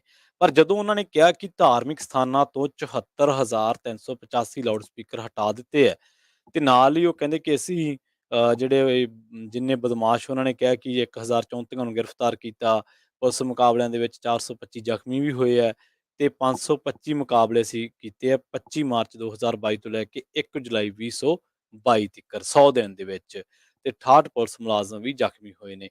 ਠੀਕ ਹੈ, ਸਰਕਾਰਾਂ ਨੂੰ ਕ੍ਰਾਈਮ ਤੇ ਕੰਟਰੋਲ ਕਰਨ ਦੇ ਲਈ ਕਈ ਵਾਰੀ ਜਿਹੜੀ ਔਨ ਦੀ ਸਪੋਟ ਕੁਝ ਕਾਰਵਾਈਆਂ ਨੂੰ ਅੰਜਾਮ ਦੇਣਾ ਪੈਂਦਾ ਹੈ। ਪਰ ਇੱਕ ਸਟੱਡੀ ਆਈ ਸੀ, ਉਹ ਸਟੱਡੀ ਕਹਿੰਦੀ ਸੀਗੀ ਕਿ ਭਾਰਤ ਦੇ ਵਿੱਚ ਕੀਤਾ ਗਿਆ ਹਰ ਦੂਜਾ ਐਨਕਾਊਂਟਰ ਫੇਕ ਹੈ ਤੇ ਫੇਕ ਐਨਕਾਊਂਟਰਾਂ ਦੇ ਮਾਮਲੇ ਦੇ ਵਿੱਚ ਯੋਗੀ ਸਰਕਾਰ ਹੈ ਜਿਹੜੀ ਇਹ ਲਗਾਤਾਰ ਨਿਸ਼ਾਨੇ ਤੇ ਰਹੀ ਹੈ। ਰਹੀ ਗੱਲ ਲਾਊਡ ਸਪੀਕਰ ਹਟਾਉਣ ਦੀ, ਤਾਂ ਲਾਊਡ ਸਪੀਕਰ ਜਿਹੜੇ ਆ ਉਹ ਮੋਸਟਲੀ ਘੱਟ ਗਿਣਤੀਆਂ ਦੇ ਧਾਰਮਿਕ ਥਾਵਾਂ ਤੋਂ ਹਟਾਏ ਗਏ ਨੇ, ਮਤਲਬ ਕਿ ਮਸਜਿਦਾਂ ਤੋਂ ਹਟਾਏ ਗਏ ਨੇ। ਲਾਊਡ ਸਪੀਕਰਾਂ ਤੋਂ ਹੀ ਰੌਲਾ ਪਿਆ ਸੀ, ਤੁਹਾਨੂੰ ਯਾਦ ਹੋਣਾ ਆਪਾਂ ਪੰਜਾਬੀ ਰੇਡੀਓ ਯੂਐਸਏ ਤੇ ਚਰਚਾ ਕਰਦੇ ਰਹੇ ਹਾਂ ਕਿ ਕਿਵੇਂ ਮਸਜਿਦਾਂ ਦੇ ਉੱਤੇ ਝੰਡੇ ਲਾਏ ਗਏ ਧਾਰਮਿਕ ਤਿਉਹਾਰਾਂ ਵੇਲੇ। ਤਾਂ ਉਸ ਤੋਂ ਬਾਅਦ ਠੀਕ ਹੈ, ਯੋਗੀ ਸਾਹਿਬ ਕਹਿੰਦੇ ਨੇ ਅਸੀਂ ਕ੍ਰਾਈਮ ਨੂੰ ਨੱਥ ਪਾਈ ਹੈ, ਪਰ ਕੀ ਉਹਨਾਂ ਲੋਕਾਂ ਨੂੰ ਵੀ ਨੱਥ ਪਾਓਗੇ ਜਿਹੜੇ ਪਾਰਕ ਦੇ ਵਿੱਚ ਬੈਠੇ ਲੋਕਾਂ ਤੇ ਧਾਵਾ ਬੋਲ ਦਿੰਦੇ ਨੇ, ਜਿਹੜੇ ਕਿਸੇ ਰਿਸ਼ਤੇਦਾਰ ਦੇ ਘਰ ਗਏ ਲੋਕਾਂ ਦੇ ਧਾਵਾ ਬੋਲ ਦਿੰਦੇ ਨੇ, ਜਿਹੜੇ ਘੱਟ ਗਿਣਤੀਆਂ ਦੇ ਘਰਾਂ ਮੂਹਰੇ ਨਾਚ ਕਰਦੇ ਨੇ, ਗਾਲਾਂ ਕੱਢਦੇ ਨੇ, ਕਿ ਉਹਨੂੰ ਤੁਸੀਂ ਕ੍ਰਾਈਮ ਨਹੀਂ ਕਹਿੰਦੇ? ਯੂਪੀ ਦੇ ਵਿੱਚ ਸਰਕਾਰ ਜਿਹੜਾ ਪੇਸ਼ ਕਰ ਰਹੀ ਹੈ ਯੂਪੀ ਨੂੰ, ਉਹ ਯੂਪੀ ਇੱਕ ਹੋਰ ਕਿਸਮ ਦਾ, ਪਰ ਜਿਹੜਾ ਯੂਪੀ ਉੱਥੇ ਗਰਾਊਂਡ ਤੇ ਹੈ ਉਹ ਯੂਪੀ ਇੱਕ ਹੋਰ ਕਿਸਮ ਦਾ। ਕਦੇ ਫੁਰਸਤ ਮਿਲੀ ਤਾਂ ਯੂਪੀ ਦੀਆਂ ਵੈਬਸਾਈਟਸ ਨੇ ਕੁਝ ਜਿਹੜੀਆਂ ਆਜ਼ਾਦਾਨਾ ਕੰਮ ਕਰਦੀਆਂ ਨੇ, ਤਾਂ ਉਹ ਉੱਥੋਂ ਦੇ ਹਾਲ ਜ਼ਰੂਰ ਲਿਖਦੀਆਂ ਨੇ। ਇਹ ਕਹਿੰਦੇ ਨੇ ਕਿ ਅਸੀਂ ਕਰੋੜਾਂ ਦੀ ਇਨਵੈਸਟਮੈਂਟ ਨੂੰ ਸੱਦਾ ਦਿੱਤਾ ਹੈ, ਪਰ ਇਹ ਉਹੀ ਯੂਪੀ ਹੈ ਜਿੱਥੇ ਜਦੋਂ ਕਰੋਨਾ ਸੀ ਤਾਂ ਲੋਕਾਂ ਨੂੰ ਉਦੋਂ ਹਸਪਤਾਲਾਂ ਦੇ ਵਿੱਚ ਬੈੱਡ ਨਹੀਂ ਮਿਲੇ। ਇਹਨਾਂ ਦੇ ਇੱਕ ਐਮਐਲਏ ਦੀ ਪਤਨੀ ਨੂੰ 3 ਘੰਟੇ ਹਸਪਤਾਲ ਦੀ ਫਰਸ਼ ਤੇ ਬੋਤਲਾਂ ਲੱਗੀ ਗਈਆਂ ਤੇ ਲਾਸ਼ਾਂ ਜਿਹੜੀਆਂ ਲੋਕਾਂ ਨੇ ਸੰਸਕਾਰ ਕਰਨ ਨੂੰ ਥਾਂ ਹੈ ਨਹੀਂ ਸੀ, ਗੰਗਾ ਦੇ ਵਿੱਚ ਰੋੜ ਦਿੱਤੀਆਂ। ਸੋ ਇਹੋ ਜਿਹੇ ਹਾਲਾਤ ਨੇ ਯੂਪੀ ਦੇ ਵਿੱਚ। ਬੇਸ਼ੱਕ ਸਰਕਾਰ 10 ਵੀ ਪੱਤਰਕਾਰਾਂ ਦੇ ਸਾਹਮਣੇ ਆ ਕੇ ਮੁੱਖ ਮੰਤਰੀ ਕੁਛ ਮਰਜ਼ੀ ਕਹੀ ਚੱਲੇ, ਪਰ ਸਾਡਾ ਫਰਜ਼ ਹੈ ਕਿ ਅਸੀਂ ਦੋਨੇ ਸਿੱਕੇ ਦੇ ਦੋਨੇ ਪਾਸੇ ਦੇਖਣੇ ਆ। ਸਰਕਾਰ ਦੇ ਜਿਹੜਾ ਪਾਸਾ ਸਰਕਾਰ ਦਿਖਾਉਂਦੀ, ਜੇਕਰ ਉਹਦੇ ਨਾਲ ਤੁਸੀਂ ਚੱਲੀ ਜਾਓਗੇ ਤਾਂ ਸਭ ਕੁਛ ਨੂੰ ਮੰਗਲ ਹੈ। ਫਿਰ ਤਾਂ ਇਸ ਤੋਂ ਬਿਹਤਰ ਇਹ ਹੈ ਕਿ ਖਬਰਾਂ ਪੜ੍ਹਨ ਦੀ ਬਜਾਏ, ਖਬਰਾਂ ਦਾ ਐਨਾਲਿਸਟ ਕਰਨ ਦੀ ਬਜਾਏ, ਜਿਹੜਾ ਪਬਲਿਕ ਰਿਲੇਸ਼ਨ ਆਫਿਸਰ ਤੋਂ ਜਿਹੜਾ ਆਉਂਦਾ ਪ੍ਰੈਸ ਨੋਟ, ਉਹ ਸਵੇਰੇ ਉੱਠ ਕੇ ਬੰਦਾ ਪ੍ਰੈਸ ਨੋਟ ਪੜ੍ਹ ਦੇ। ਇਸੇ ਤਰ੍ਹਾਂ ਪੁਲਿਸ ਦਾ ਪ੍ਰੈਸ ਨੋਟ ਆਉਂਦਾ, ਮਹਿਕਮਿਆਂ ਦੇ ਪ੍ਰੈਸ ਨੋਟ ਨੇ, ਫਿਰ ਖਬਰਾਂ ਕਾਹਦੇ ਵਾਸਤੇ ਬਣਨ ਜੇਕਰ। ਸੋ ਇਹ ਬੇਸ਼ੱਕ ਕਿੰਨਾ ਹੀ ਕਹਿਣ, ਕ੍ਰਾਈਮ ਦੇ ਮਾਮਲੇ ਦੇ ਵਿੱਚ ਯੂਪੀ ਦੇ ਵਿੱਚ ਜ਼ਰੂਰ ਠੱਲ ਪਈ ਆ, ਪਰ ਉੱਥੇ ਵੀ ਇੱਕ ਵੱਖਰੀ ਬਹਿਸ ਹੈ, ਉਹ ਹੈ ਫੇਕ ਇਨਕਾਊਂਟਰਾਂ ਦੀ। ਪਰ ਜਿਹੜੀਆਂ ਜਾਇਦਾਦਾਂ ਜ਼ਬਤ ਕੀਤੀਆਂ ਨੇ ਉੱਥੇ ਠੀਕ ਹੋ ਸਕਦੇ ਨੇ। ਜਿਹੜੇ ਲਾਊਡ ਸਪੀਕਰ ਹਟਾਉਣ ਦੀ ਗੱਲ ਹੈ ਜਾਂ ਹੋਰ ਜਿਹੜੇ ਕੰਮ ਕਰਨ ਦੀ ਗੱਲ ਆ, ਉੱਥੇ ਬਹੁਤ ਸਾਰੀਆਂ ਕੰਟਰਾਡਿਕਸ਼ਨਸ ਨੇ। ਉੱਥੇ ਮਿਨੋਰਟੀ ਦੇ ਨਾਲ ਧੱਕਾ, ਉੱਥੇ ਜਿਹੜੀਆਂ ਕੱਟੜ ਹਿੰਦੂਤਵੀ ਤਾਕਤਾਂ, ਉਹਨਾਂ ਦੀਆਂ ਜਥੇਬੰਦੀਆਂ, ਬੰਦੇ, ਉਹਨਾਂ ਨੂੰ ਲਗਾਤਾਰ ਹੱਲਾਸ਼ੇਰੀ ਦੇਣ ਕਰਕੇ ਯੋਗੀ ਆਦਿੱਤਿਆਨਾਥ ਜਿਹੜੇ ਆ ਉਹ ਸੁਰਖੀਆਂ ਦੇ ਵਿੱਚ ਵੀ ਰਹੇ ਆ, ਆਲੋਚਨਾ ਵੀ ਹੁੰਦੀ ਰਹੀ ਹੈ। ਉਹ ਗੱਲ ਵੱਖਰੀ ਆ ਵੀ ਹੁਣ ਜਿਹੜੇ ਵਿਰੋਧੀ ਆ ਉਹਨਾਂ ਦੇ ਸਪਾ ਵਾਲੇ ਜਾਂ ਕਾਂਗਰਸੀ, ਉਹ ਵੀ ਥੋੜ੍ਹੇ ਜਿਹੇ ਜ਼ਿਆਦਾ ਹਿੰਦੂਤਵੀ ਬਣ ਗਏ ਆ। ਉਹਨਾਂ ਨੂੰ ਵੀ ਮਿਨੋਰਟੀ ਦੇ ਹੱਕ ਦੇ ਵਿੱਚ ਆਵਾਜ਼ ਜਦੋਂ ਚੁੱਕਦੇ ਆ ਤੇ ਉਹ ਵੀ ਫਿਰ ਕੁਝ ਚੀਜ਼ਾਂ ਦਾ ਨਾਪ ਤੋਲ ਕਰ ਲੈਂਦੇ ਆ ਕਿ ਵੋਟਾਂ ਨਾ ਕਿਤੇ ਰੁੱਸ ਜਾਣ। ਖੈਰ, ਅਗਲੇ ਮਸਲੇ ਦੀ ਗੱਲ ਕਰੀਏ ਤਾਂ ਨੂਪੁਰ ਸ਼ਰਮਾ ਦੀ ਗੱਲ ਕਰਕੇ ਹਟਿਆ ਤੇ ਹੁਣ ਇੱਕ ਵਾਰ ਫਿਰ ਰਾਜਸਥਾਨ ਦੇ ਵਿੱਚ ਇੱਕ ਬਿਆਨ ਜਿਹੜਾ ਉਹ ਤੇਜ਼ੀ ਦੇ ਨਾਲ ਵਾਇਰਲ ਹੋ ਰਿਹਾ।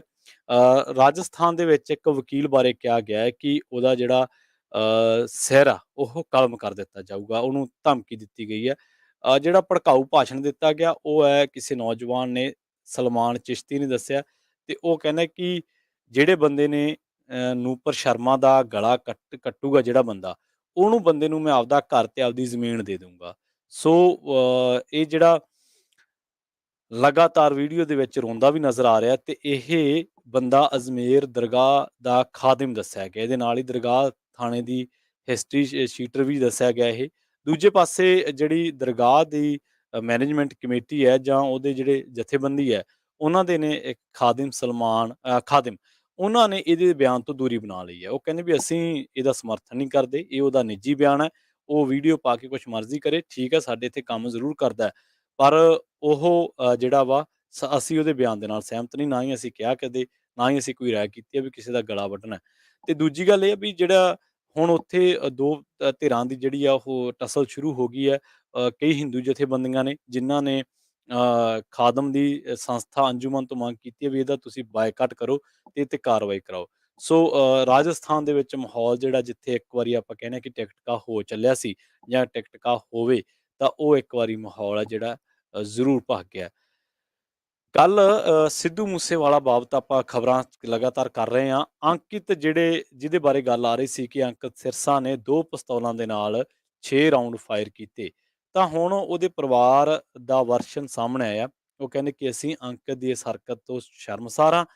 ਸਾਡੇ ਵੱਲੋਂ ਭਾਵੇਂ ਸਰਕਾਰ ਉਹਨੂੰ ਫਾਂਸੀ ਦੀ ਸਜ਼ਾ ਵੀ ਦੇਵੇ ਤਾਂ ਅਸੀਂ ਸਹਿਮਤ ਹੈ, ਕਿਉਂਕਿ ਉਸ ਮੁੰਡੇ ਨੇ ਸਾਡੀ ਪੂਰੇ ਦੇਸ਼ ਦੇ ਵਿੱਚ ਬੇਇੱਜ਼ਤੀ ਕਰਵਾ ਦਿੱਤੀ ਹੈ। ਸੋ ਉਹਦਾ ਇੱਕ ਚਚੇਰਾ ਭਰਾ ਵਾ, ਜਿਹਦਾ ਨਾਂ ਤਾਂ ਆਪਾਂ ਨਹੀਂ ਜ਼ਾਹਰ ਕਰਾਂਗੇ, ਉਹਨੇ ਮੀਡੀਆ ਅਦਾਰੇ ਨਾਲ ਗੱਲਬਾਤ ਕੀਤੀ ਹੈ।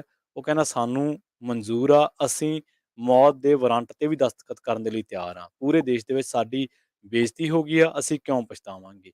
ਸੋ ਕੱਲ੍ਹ ਹੀ ਲੰਘੇ ਦਿਨੀਂ ਪੁਲਿਸ ਨੇ ਇੱਕ ਦਿੱਲੀ ਦੇ ਵਿੱਚੋਂ ਹੀ ਕਸ਼ਮੀਰੀ ਗੇਟ ਤੋਂ ਇੱਕ ਮੁੰਡੇ ਨੂੰ ਗ੍ਰਿਫਤਾਰ ਕਰਨ ਦਾ ਦਾਅਵਾ ਕੀਤਾ ਸੀ, ਜਿਹਦੇ ਬਾਰੇ ਦੱਸਿਆ ਗਿਆ ਸੀਗਾ ਕਿ ਇਹਦੀ ਉਮਰ 19 ਸਾਲ ਆ ਤੇ ਇਹ ਅੰਕਿਤ ਸਿਰਸਾ ਇਹਦਾ ਨਾਮ ਆ, ਤੇ ਇਹਨੇ ਹੀ ਮੂਸੇਵਾਲੇ ਨੂੰ 2 ਪਿਸਤੌਲਾਂ ਦੇ ਨਾਲ ਗੋਲੀਆਂ ਮਾਰੀਆਂ ਕੀਤੀਆਂ, ਤੇ ਇਹ ਸਭ ਤੋਂ ਜ਼ਿਆਦਾ ਨੇੜੇ ਸੀ ਮੂਸੇਵਾਲੇ ਦੀ ਕਾਰ ਦੇ, ਸਭ ਤੋਂ ਜ਼ਿਆਦਾ ਨੇੜੇ। ਕਈ ਤਾਂ ਮੀਡੀਆ ਵੈਬਸਾਈਟਸ ਇਹ ਵੀ ਲਿਖ ਰਹੀਆਂ ਨੇ ਕਿ ਜਦੋਂ ਮੂਸੇਵਾਲੇ ਨੂੰ ਗੋਲੀਆਂ ਮਾਰ ਕੇ ਹਟ ਗਏ ਤਾਂ ਬੋਨਟ ਤੇ ਚੜ੍ਹ ਕੇ ਇੱਕ ਵਾਰੀ ਫੇਰ ਇਹਨੇ ਜਿਹੜੀ ਆ ਮੋੜਵੀਂ ਗੋਲੀਬਾਰੀ ਕੀਤੀ ਸੀ, ਤਾਂ ਉਹ ਅੰਕਿਤ ਦਾ ਨਾਮ ਜਿਹੜਾ ਆ ਗਿਆ ਸੀਗਾ।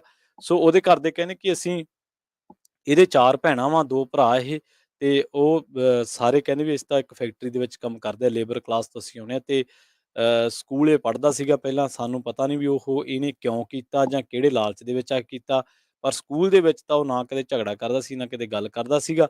ਪਿਛਲੇ 4-5 ਮਹੀਨੇ ਤੋਂ ਲਾਪਤਾ ਵੀ ਸੀਗਾ। ਸਾਨੂੰ ਪਤਾ ਵੀ ਲੱਗਿਆ ਵੀ ਅਸੀਂ ਜਿਹੜਾ ਉਹਨੂੰ ਕਿਹਾ ਵੀ ਕਿ ਤੂੰ ਹੁਣ ਘਰੋਂ ਜ਼ਿਆਦਾ ਲਾਪਤਾ ਰਹਿਣਾ ਵਾ, ਤੇ ਪਰ ਸਾਨੂੰ ਇਹ ਨਹੀਂ ਸੀ ਪਤਾ ਵੀ ਸਿੱਧੂ ਮੂਸੇਵਾਲਾ ਜਿਹੜਾ ਉਹਦਾ ਕਤਲ ਹੋ ਗਿਆ ਤੇ ਉਹਦੇ ਵਿੱਚ ਇਹ ਸ਼ਾਮਲ ਹੋਊਗਾ। ਉਹ ਕਹਿੰਦੇ ਵੀ ਸਾਡਾ ਤਾਂ ਪੁਲਿਸ ਥਾਣੇ ਨਾਲ ਵੀ ਕੋਈ ਦੂਰ-ਦੂਰ ਦਾ ਵਾਹ ਵਾਸਤਾ ਨਹੀਂ, ਪਰ ਇਹ ਬੰਦੇ ਨੇ ਸਾਡੀ ਸਾਰੇ ਦੇਸ਼ ਦੇ ਵਿੱਚ, ਦੁਨੀਆ ਭਰ ਦੇ ਵਿੱਚ ਜਿਹੜੀ ਆ ਉਹ ਬੇਇੱਜ਼ਤੀ ਕਰਵਾ ਦਿੱਤੀ ਹੈ। ਝੱਜਰ ਦੇ ਵਿੱਚ ਇੱਕ ਸਨੈਚਿੰਗ ਹੋਈ ਸੀਗੀ ਕੁਛ ਮਹੀਨੇ ਪਹਿਲਾਂ, ਉਸ ਤੋਂ ਬਾਅਦ ਇਹ ਜਿਹੜਾ ਲਗਾਤਾਰ ਲਾਪਤਾ ਹੋ ਗਿਆ ਸੀਗਾ, ਮਤਲਬ ਅੰਡਰਗਰਾਊਂਡ ਕਹਿ ਲਓ ਜਾਂ ਕ੍ਰਾਈਮ ਦੀ ਦੁਨੀਆ ਦੇ ਵਿੱਚ ਚਲਾ ਗਿਆ, ਪਰ ਘਰੋਂ ਜਿਹੜਾ ਉਹ ਰਹਿਣੋਂ ਹਟ ਗਿਆ ਸੀ। ਜ਼ਮਾਨਤ ਇਹਦੀ ਉਸ ਮਾਮਲੇ ਦੇ ਵਿੱਚ ਹੋ ਗਈ ਸੀਗੀ। ਉਸ ਤੋਂ ਬਾਅਦ ਇਹ ਜਰਾਇਮ ਪੇਸ਼ਾ ਲੋਕਾਂ ਦੇ ਨਾਲ ਆ ਗਿਆ ਸੀ, ਕ੍ਰਾਈਮ ਦੀ ਦੁਨੀਆ ਦੇ ਵਿੱਚ ਆ ਗਿਆ। ਸੋ ਇਹ ਅੰਕਿਤ ਦੀ ਸਟੋਰੀ ਆ। ਹੁਣ ਵੇਲਾ ਹੋ ਚੱਲਿਆ ਪ੍ਰੋਗਰਾਮ ਖਬਰ ਤੇ ਨਜ਼ਰ ਨੂੰ ਇੱਥੇ ਹੀ ਸਮਾਪਤ ਕਰਨ ਦਾ, ਸਮਾਂ ਇਜਾਜ਼ਤ ਨਹੀਂ ਦਿੰਦਾ। ਅਗਲਾ ਪ੍ਰੋਗਰਾਮ ਤੁਹਾਡੇ ਵਾਸਤੇ ਲੈ ਕੇ ਆ ਰਹੇ ਨੇ ਰਾਜਕਰਨਵੀਰ ਸਿੰਘ ਜੀ, ਤੇ ਉਹਨਾਂ ਦੇ ਨਾਲ ਹੋਣਗੇ ਹਰਜੋਤ ਸਿੰਘ ਖਾਲਸਾ ਜੀ। ਪ੍ਰੋਗਰਾਮ ਅਪਡੇਟ ਅਮਰੀਕਾ ਦੇ ਵਿੱਚ, ਅਮਰੀਕਾ ਦੇ ਨਾਲ ਵਿਸ਼ਵ ਭਰ ਦੇ ਵਿੱਚ ਵਾਪਰੀਆਂ ਅਹਿਮ ਤੇ ਵੱਡੀਆਂ ਘਟਨਾਵਾਂ ਬਾਰੇ ਤੁਹਾਨੂੰ ਦੇਣਗੇ ਖਾਸ ਜਾਣਕਾਰੀਆਂ। ਜੁੜੇ ਰਹੋ ਪੰਜਾਬੀ ਰੇਡੀਓ USA ਦੇ ਨਾਲ, ਤੇ ਆਖਿਰ ਦੇ ਵਿੱਚ ਇੱਕ ਵਾਰ ਫਿਰ ਤੋਂ ਤੁਹਾਨੂੰ ਸਾਰਿਆਂ ਨੂੰ ਪਿਆਰ ਸਤਿਕਾਰ ਸਹਿਤ ਸਤਿ ਸ਼੍ਰੀ ਅਕਾਲ।